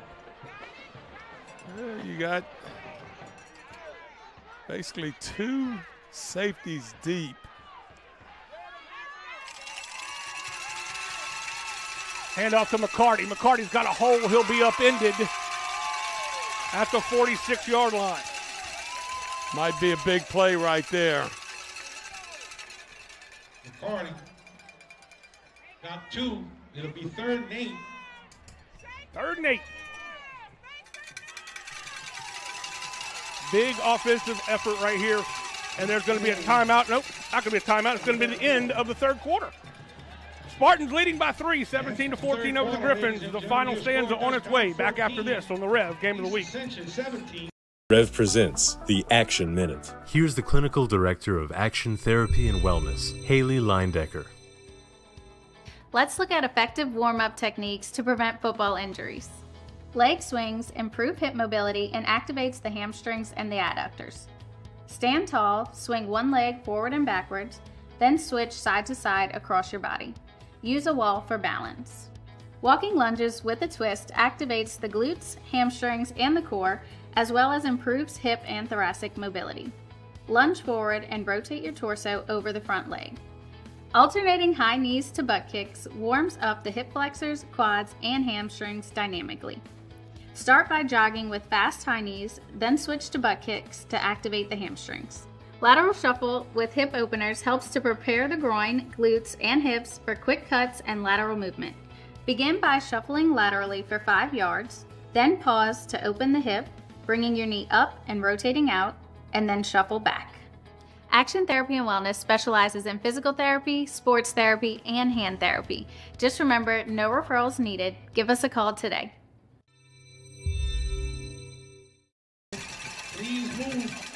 Crowd is excited. Hey, it looks like the governor got his way. It definitely will not be Woodward making the decision on who gets the next coaching job at LSU, as he has been summarily dismissed. Breaking news here on the Rev Game of the Week. Right here. But now it's time for the biggest play of the game so far. It's 3rd and 8 for East Ascension. They lead by 3, and we start the final quarter.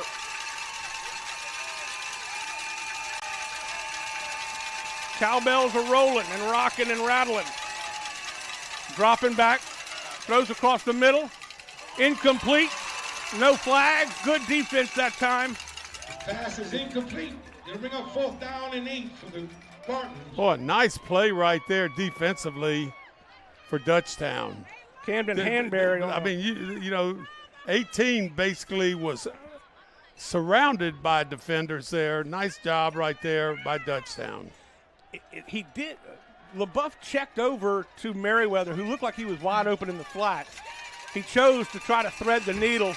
Had he, I don't know, you can't speculate, but he looked like Merriweather might have had a little running room if he had decided to go there. Wow, and that was a punt by Martinez, and he does everything. He's the Johnny Manziel of East Ascension football. The 4th ball is brought to you by Hutchins. That was interesting. I only make that comparison because Manziel did kick an extra point one time. Don't let your yard tackle you. Knock it out with a that was interesting. But it worked out. The ball is all the way down to the I will say 17. that was straight as a pool shot. Push on down to Hutchins Ace Hardware. And you know what? If it would have bounced off of one of those Griffins into the hands of Spartan, it would have been really great. You're not kidding. First down and 10 from the 18-yard line, their own 18. Dropping back is Fletcher. Fletcher looking for somebody to throw to. He's going to go down the field, and it's going to be picked off. He threw it up for grabs, and East Ascension comes down with it. I think they were still fighting for the ball a little bit. Maybe he came down a little hard on the back of his. Watch it here. He comes down hard as he goes high up in the air to catch the interception. For the Spartans. Yeah, he bounced his head pretty good. I hope he's all right. The ruling on the field was that the pass was intercepted at the 50-yard line. It was East Ascension's ball. Time out on the field for an injury.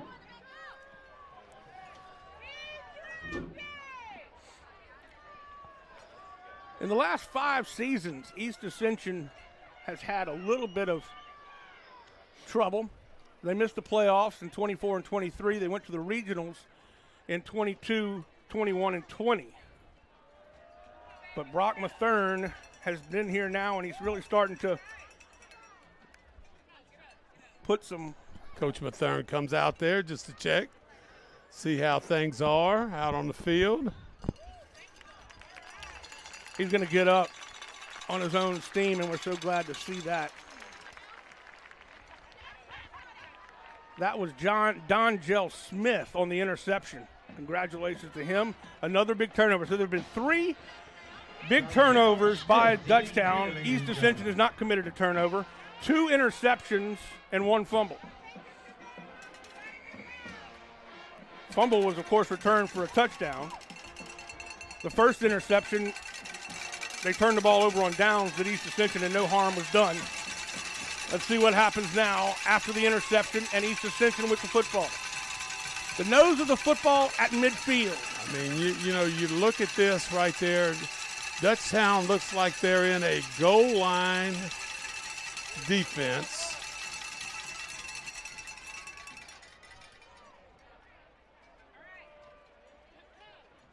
They had lined up, and now they're calling the floor.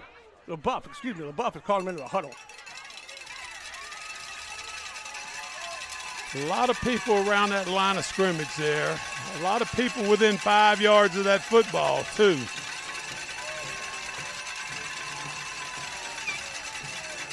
Firing off the football, hands off to Merriweather. Merriweather is slung down after a large yard loss. No, that gave him a yard gain, actually. Merriweather, that's the first time I've seen him line up in the backfield. He's taken the ball on some end arounds, but that's the first time of lining up in the backfield. Yeah, I thought that outside run might be a really plus thing for him, but it did. Dutchtown did an outstanding job of stopping that thing with very little gain. Up the middle to McCarty. McCarty keeps his feet driving, but this defense for Dutchtown is trying to make a statement. Gain of 3 up to the 46. It'll be 3rd and 6 for the Spartans. 3rd and 6 now for East Ascension. Well, that was some tough yardage right there. Uh-oh, looks like somebody's down.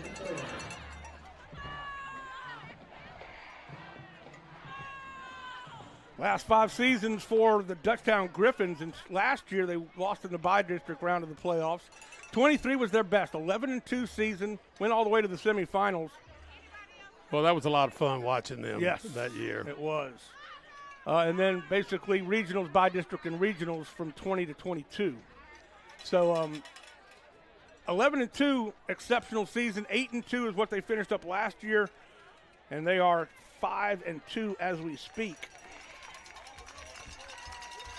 3-1 in district. Of course, this game has so many implications, not just for the playoffs, but of course for the district title. Yeah, number 20 champ Edmonds walking off the field. 3rd and 5. Well, make it 3rd and 6 for East Ascension. Both of these groups have outstanding training staffs. Always do a good job taking care of the kids in all the sports. Martinez lines up as a wing. LaBeouf swinging it out to the flats, and it's number 1 Merriweather down the sidelines for the first down and more. Needed 6 and got about 15. First down. So faking up.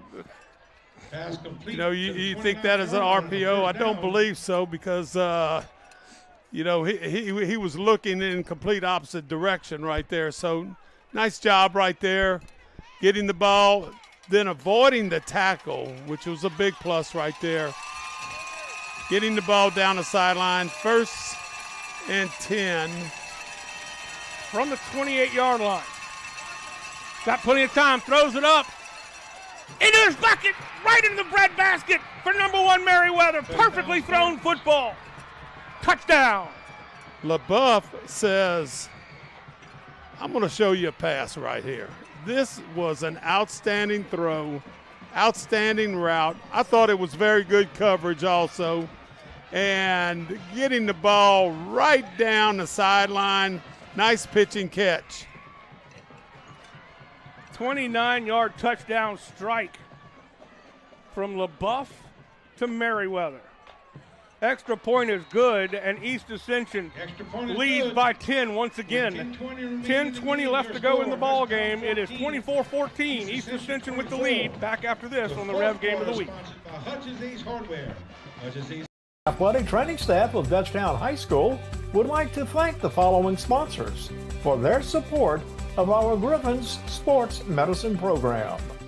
Advantage Physical Therapy, Tata Law Firm, Baton Rouge Orthopedic Clinic Foundation, Cypress Physical Therapy.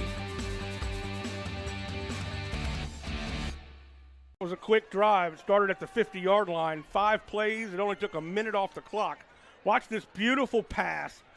It is good coverage. He's got him by a step. It had to be a perfect pass for him to catch it. He just runs under it, and it is beautifully executed. The extra point is good from Audemont. And that's not a bad little drive to put a stamp on things here early in the 4th quarter.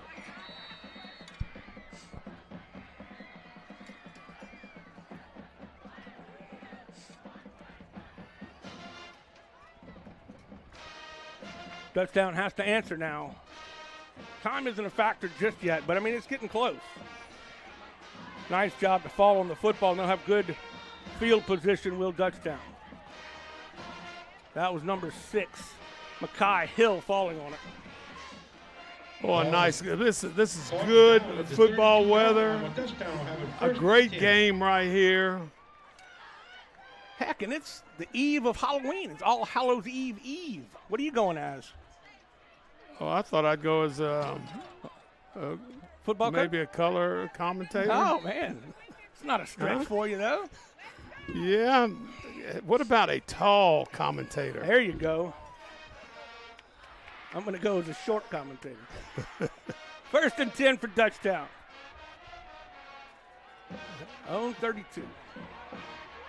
Running for his life is Fletcher. He will angle and turn upfield. He will be caught by one arm, but he stays in bounds. Good job by Watch Fletcher free himself right here. Just outrunning, getting another 5 or 6 yards right there. Outstanding job there by Fletcher. Moves the chains all the way up to the 43-yard line, an 11-yard gain for Fletcher. You got 3 receivers to the wide side of the field. Now there's 4. Looking for somebody to throw to. Bryson gets free, but the ball is complete to Carter heading out of the backfield. Just a check down. Pass complete. No gain, no yardage. Gain up to the 45. Well, take that back. 2-yard gain. It'll be 2nd and 8 for the Griffins. Martinez got free.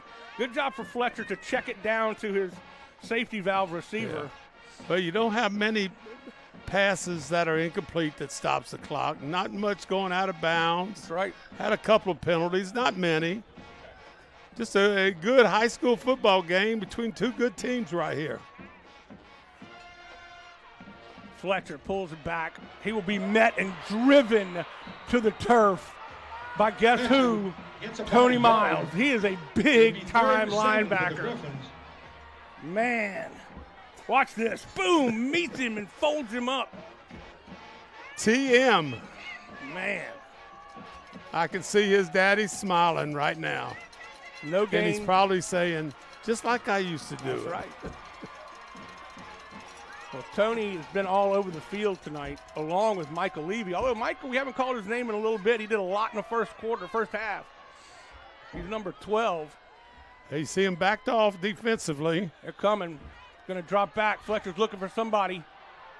Down the field, and he's hit out of bounds. Not out of bounds, but he was hit as he makes the catch. It's incomplete. He's pushed out of bounds. That was a huge hit. Watch this, Coach. Going down the sideline. Boom! Just unloaded like he was shot out of a cannon. Well, we have some people trying to officiate the game also. Yeah, it was not a late hit. It was a perfectly clean hit on the sideline that drove him out of bounds. I think he might have been caught the ball in the air and got hit, which caused him to end up outside, out of bounds.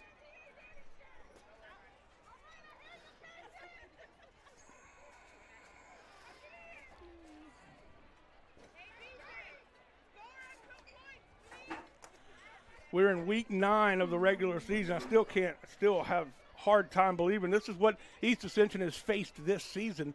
Of course, we saw them in that Brother Martin game. It looked like they were going to roll, and they ended up losing 29-22. The other loss was to Prairieville, which is a surprise to a lot of people, but Prairieville was playing really good football, and then Turling's last week was just a kind of a shellacking. Looks like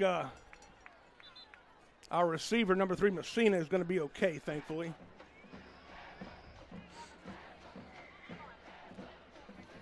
Next week, of course, our Rev game of the week, and that's the last game for East Ascension. It will be at EA against Walker. It's 4th down now for Dutchtown. Boy, I'm going to tell you what, and when you have these situations, this quarterback is looking for somebody to throw to. Now he's going to have to tuck it and run, and he does so. He will be hit hard, but he's still on his feet. He's going to get the first down. That is just pure, unadulterated effort and heart. Fletcher was unbelievable, thinking, I'm going to get tackled right there. I'm going to get tackled right there, and I'm going to get a first down right there. King Short comes up limping, and he's holding his left knee. We certainly hope that it's not a serious situation. But that was such a great play by Fletcher. Watch him here. He's looking downfield, and the coverage was great down the field. Looks like they're going to tackle him, and then they just kind of bounce off of him. 94, yeah. That's King Short. King Short. Since we took a look at the EA, let's take a look at the Griffins' schedule for the season. They've only lost 2. They also lost their first game of the year to Madison Prep in a close one, 48-41. The only other loss was at Denham Springs where they really lost the handle a little bit, 42-24 on that one. Other than that, you see those big games we've been talking about, a lot of scoring. Yes. Madison Prep, have you followed them any of these? Not a ton, no. And I know they're a pretty good football team. Yeah, and I couldn't even tell you. I know they're in Baton Rouge, Yeah. but I could not even tell you where to go to find out Madison Prep. But I will say this: evidently, there's a lot of people that has a lot of respect for them. They do an outstanding job with their football program.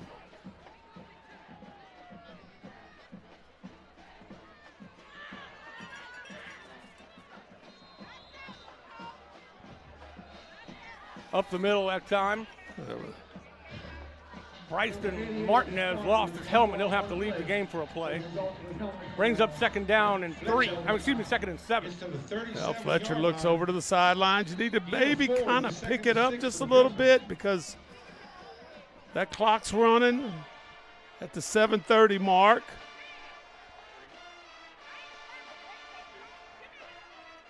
Fletcher flanked by Hedden. Fletcher pulls it back, going deep. He's got his man, but he overthrows him. Just a bit outside that time. Jimmy, that has been like the Gulf of America wide open all night. Wide open, and just a little bit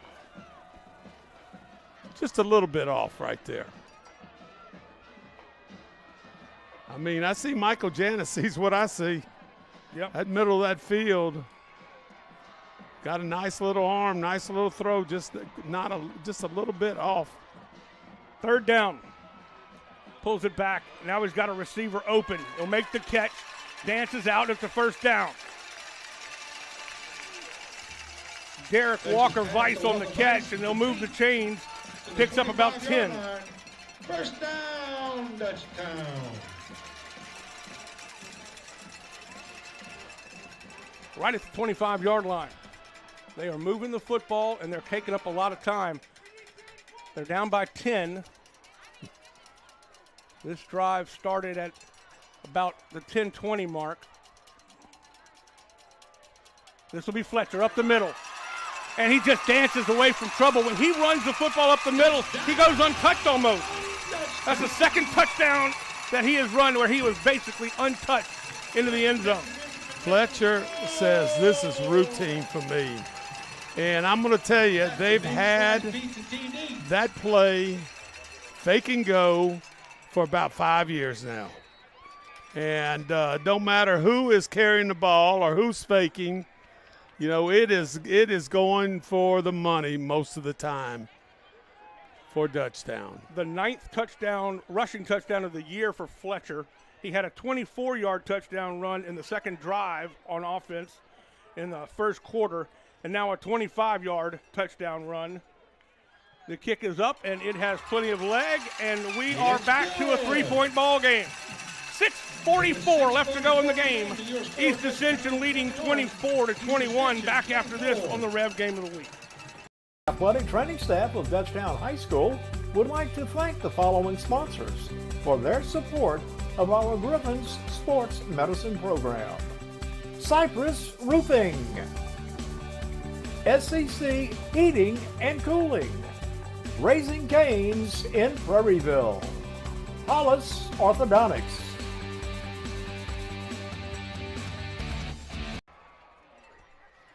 There to the student section. They're excited. All fired up. 10-play drive started back at their own 32-yard line. Watch it one more time here. He's going to take it. A great hole opened up by the offensive line on the right side. Logan Bro and Brant Lavin.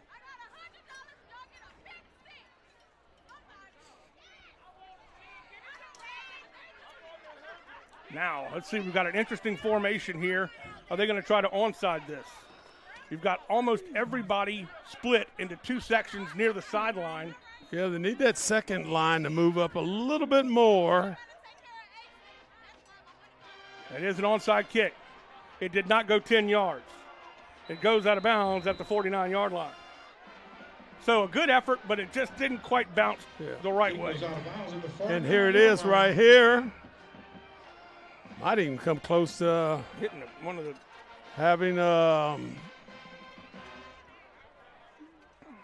that blocker maybe offside. So 39, kicking team. 5-yard penalty will be added to the end of the kick. First down. Great field position for East Ascension.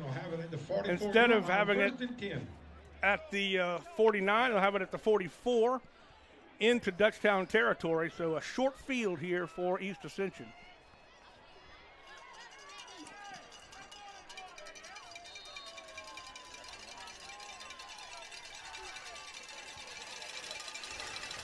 All right, here we go. Look, there is a bunch of folks right there. Blackburn will dance his way for 4. Gets it to the 40-yard line. And I always like to see how offenses, you talk about the 6-minute offense, the 5-minute offense, how we can run some time off of this clock.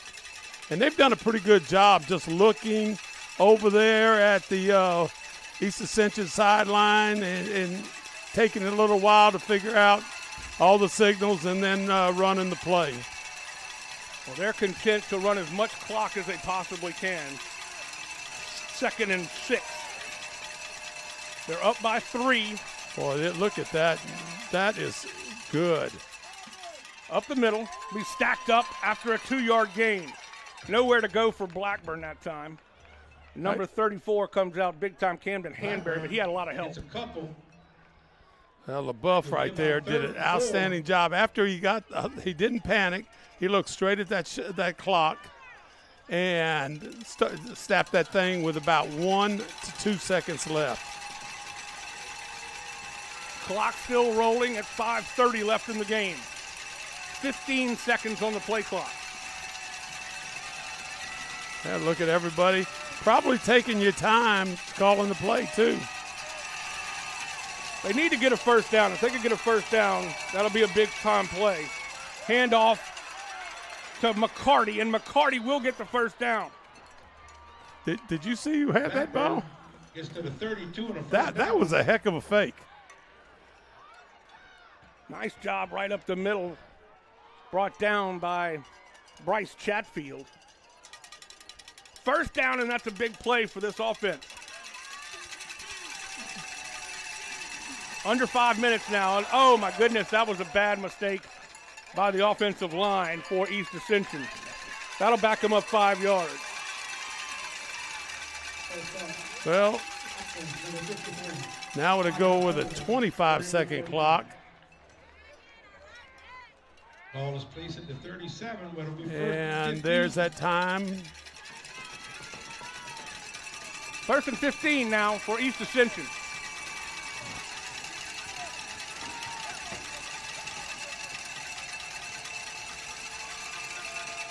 Letting the clock run down to about 6. McCarty picks up 3, just 2, I think, to the 35. Gets to the 35. Gain of a couple will be 2nd and 13. So East Ascension has 3 timeouts. That was Hanbury again on the stop. And Dutchtown has 2 left.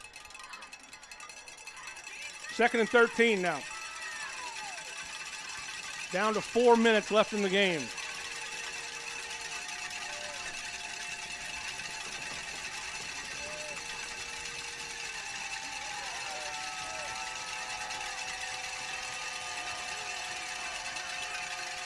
On the counter. Crosses them up. McCarty gets back to the original line of scrimmage at the 33.5-yard line. 32.5-yard line. Spartans got 3 to. Well, you like throwing the ball right here? I like that plan. I think it's a great plan. Well, you see some of the offensive linemen going out. Martinez is in the ball game. Splitting out to the near side is Merriweather. He's been the go-to man when they throw the ball. 6 seconds on the play clock. They're going to call timeout here. And they do. They'll let it run down and take a timeout. East Ascension. So they set up the pass with the way they've been running the football, fake it up the middle, and then dump it on a quick slant or something.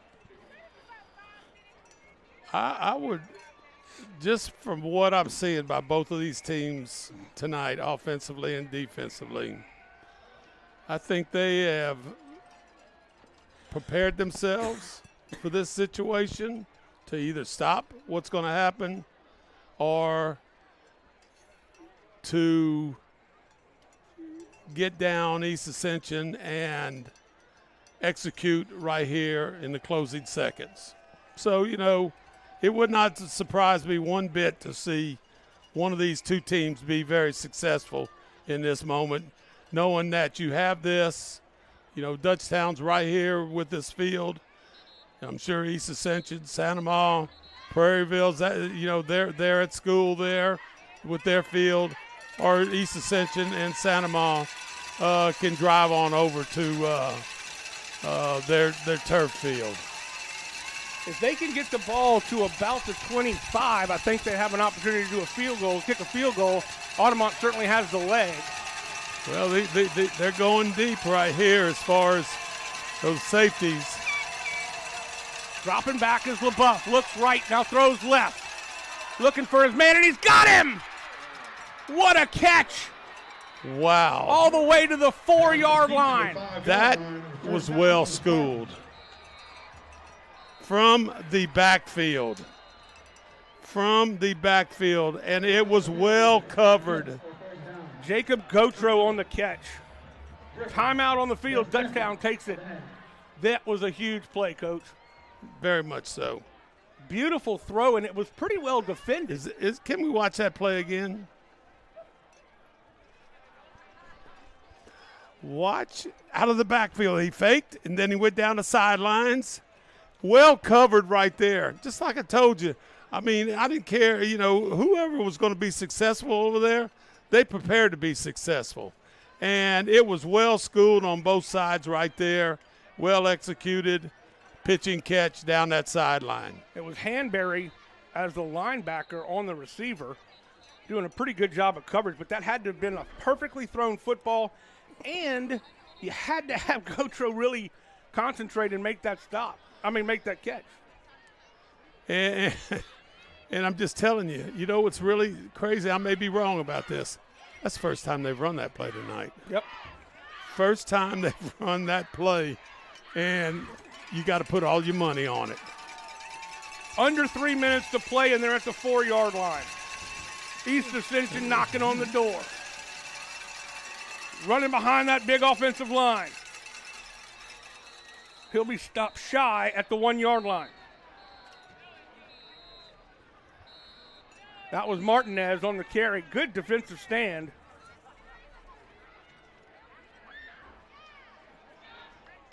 Timeout. Dutchtown calls another timeout. It's the third and final of the half. Third and final timeout for Dutchtown. Please reset the game clock to 2.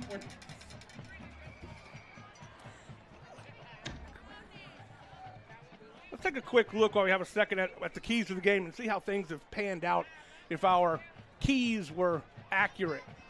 And it really comes down to East Ascension sustaining drives, and I think they've done that, Coach. They shut down the big play for the most part, and in the second half, they contained Fletcher. And how many times have they punted? Once. Twice. It's the same drives. Yep. Check. For Dutchtown, they had to play with passion. I think they certainly have pretty much done that. They won the line of scrimmage in the beginning of the game, but they have certainly not done that so much in the second half. And the run game has been shut down in the third and fourth quarter.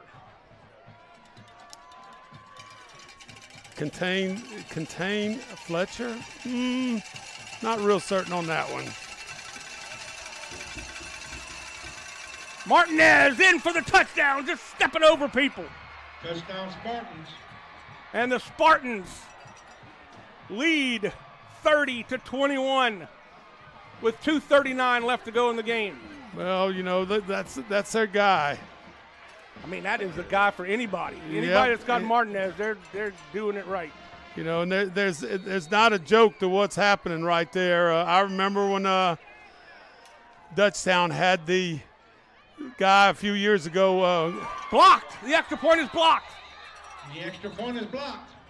So now it's just a 9-point advantage. 2:39 left to go in the ball game. We'll be back right after this on the Rev Game of the Week. Athletic training staff of Dutchtown High School would like to thank the following sponsors for their support of our Griffins Sports Medicine Program. Advantage Physical Therapy, Tata Law Firm, Baton Rouge Orthopedic Clinic Foundation, Cypress Physical Therapy.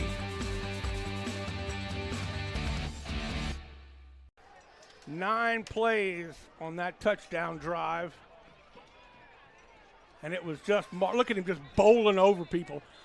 Like he was a bowling ball going through the pins. Well, you know, he's a man, and, you know, most people that size can get that done. But the most important thing is, you know, the team is relying on him in a lot of ways. They put a lot of money in his bucket, you know, to be on special teams, to now he probably wasn't on kickoff return or kickoff today. Right. But he punted. And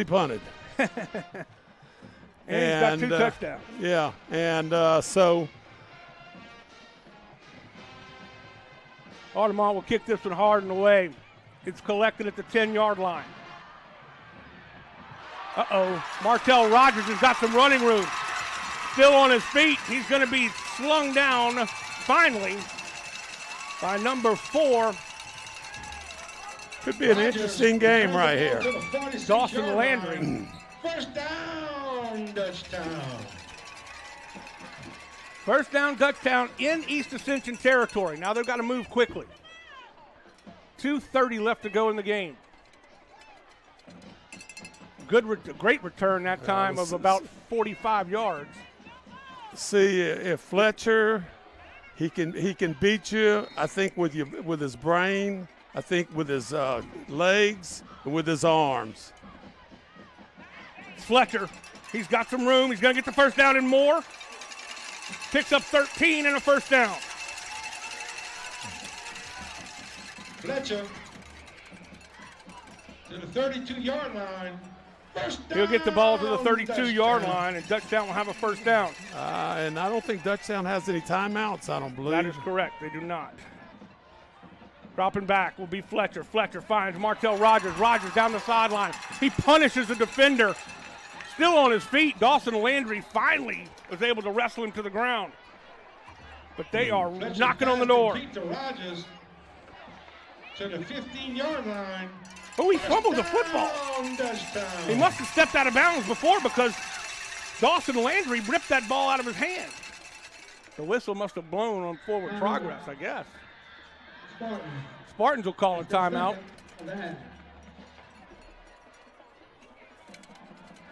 2:06 left to go in the ball game, and Dutchtown just like that after the great return. Watch right here. Gets the ball to Rogers, and now Rogers has got to go up the field. Now he is hit, and then he stepped out of bounds right there. Okay, that's where he stepped out of bounds. Good camera work. Coach Bethune has got to be telling guys, do y'all think we have this game won right here? Right. Because I'm going to tell you what, those guys over there, you know, they're the crosstown rivals right here. Yep. You know, somebody's got to step up for East Ascension. Then on the other side of it, you know, coach is going to say, Bastretti's going to say, we got to get something done right here in a hurry. 2:06, Fletcher throwing. Touchdown to Rogers, Martell. There's a flag down. Excuse me, Martell Rogers, a flag down. I think it's going to be roughing the passer, but it's not going to matter. We have a flag. What a great catch by Martell Rogers. He bounced off of a defender and went into the end zone. And just like that, we're at a 2-point ball game. A 3-point now will be 2 points in just a second, possibly, or even 1 point. Boy, you're sitting here going, wow. Conversation by the officials. Again, the officials from the South Louisiana Federation. Who's the referee with this group? Silas Phipps Jr. is our white hat, along with umpire Paul Miette. Eric Braden is our head linesman. David Sanchez, line judge. Field judge is Myron Creasy. Side judge is Chris Brindle. And back judge is Dewan Poole. And have done a tremendous job tonight. Thankless job, but the officials do so much, and we appreciate the hard work they put out there. So it's 30-27 as we speak. We haven't gotten a signal on the flag. I'm pretty sure it's roughing the passer.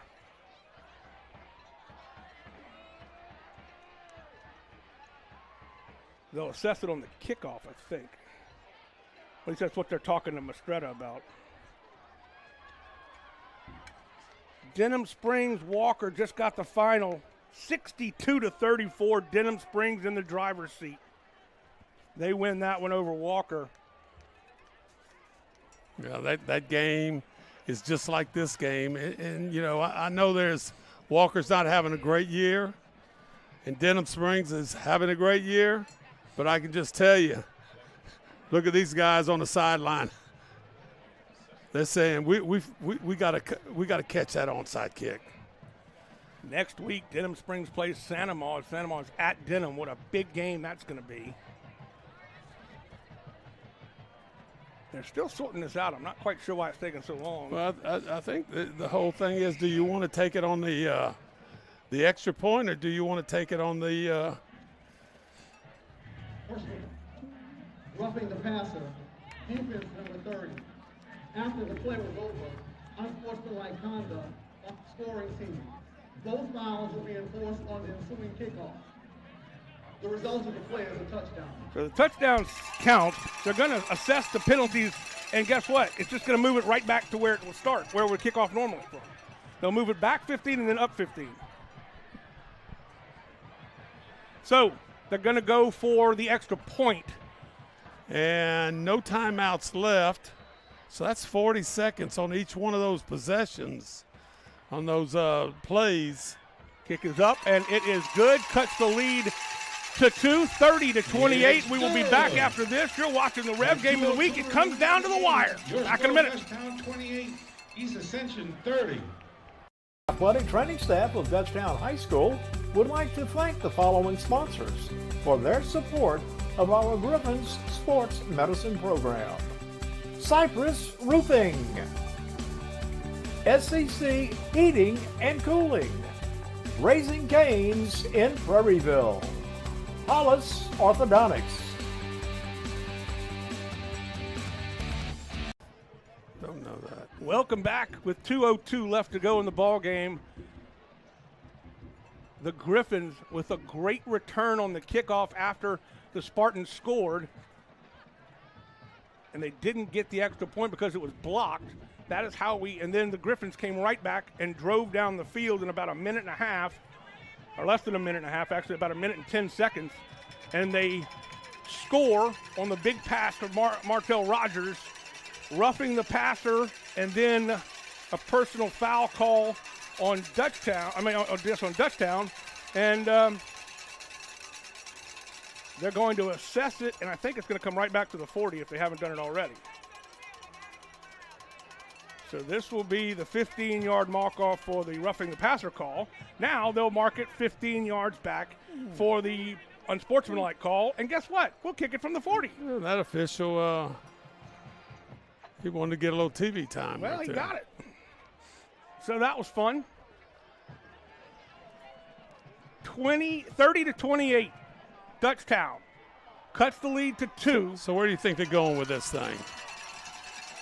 Oh, man, I think they're going to go. I know one thing. That back guy, he better get on that ball in a hurry. Squibber off his legs. It will be picked up and fallen on. Another flag will fly. That was Martinez. It bounced off his legs. And finally, wrapped up and covered up. Kick recovered by the Spartans. There's a flag. Not sure if it was a late hit, possibly. The Royal field was recovered by the receiving team. After the play was over, personal foul, unless the kicking team number 1. That 15-yard penalty will be accepted at the ensuing kickoff spot. First down. We got roughing the referee also on that one. So it's a big penalty, 15 yards. And let's watch it right here. Bounces off Martinez, and then it is fallen on, and that he was down, and they came and crushed him anyway. Martinez did a good job of not falling on that ball right there, because if he'd have dove after it, it would have probably gone another 5 yards back in the other direction and maybe recovered by Dutchtown. That's a lot of thinking there, but the Spartans will basically run the clock out. They're in victory formation. No timeouts left, and there's 40 seconds between plays like you mentioned a minute ago. It's been a great game, Coach, and it's been everything that we kind of thought it would be. And these are two very good football teams, and somebody's got to win and somebody's got to lose, unfortunately. I'm going to tell you what they have in our district. The quarterback play is totally outstanding. Yes. Every team has a very good quarterback. 5 seconds on the play clock, and they will let it down to 1. They'll snap it, and they'll just stand there and let as much time run off as they can. I think they'll have to snap it probably one more time, maybe 2. Clock running at 1 minute left. Next week, we've got another big one. East Ascension hosts Walker, and East Ascension is going to be riding high, and they've got playoff aspirations for sure. Dutchtown will as well.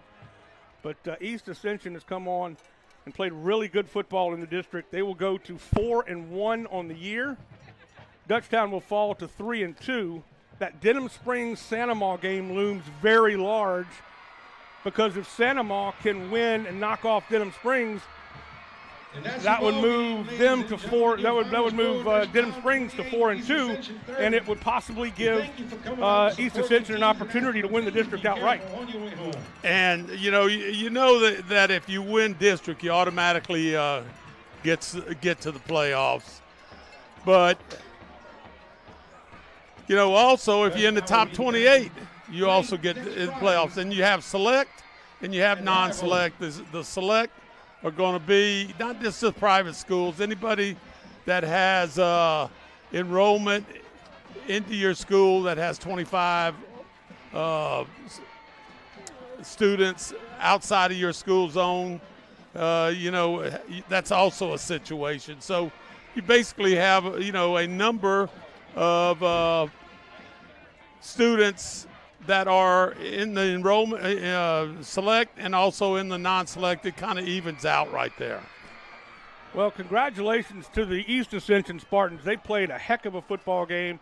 You know what definitely looms large is that opening drive fumble for a touchdown that East Ascension was able to take from the 20 and put it into the end zone. Well, they're going for the East Ascension's going for the alma mater. Yep. And Dutchtown is going to their end zone, and their band is gathering up. We will see if they play the alma mater. We like to always show that when they do it, and I do believe they will. I'll tell you what a game. It was a game. It was a game. And well coached by both teams, too. I really think that the play calling was exceptional. Both defenses played hard. It comes down to that couple of turnovers, 3 turnovers by Dutchtown, the fumble and 2 interceptions. And look, I'm just telling you right now, the big boy 88, he did a heck of a job here. Here we go. We're going to see if we can listen to the East Ascension alma mater.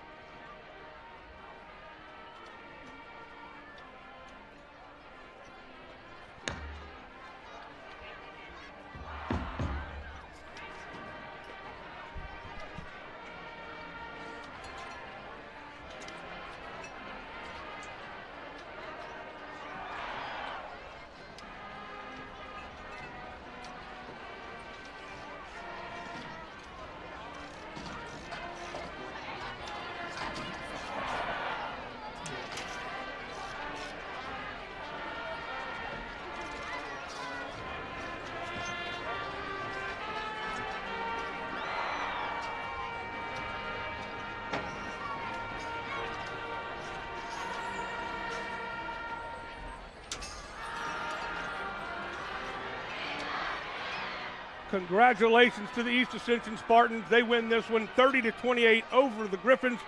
What a great game it was. We want to thank our great crew, Zane Chapoy, Maggie Davis, Tyler Bailey, Vincent Liu, Andre Chapoy, of course, our great director, and back in master control, our executive producer, Lyle Boudreau. That's going to do it for us. Again, the final score, East Ascension 30 and the Griffins 28. For David Swacker and myself, Jimmy Frederick, have a great night, everybody. We'll see you next week at EA Walker. Good night.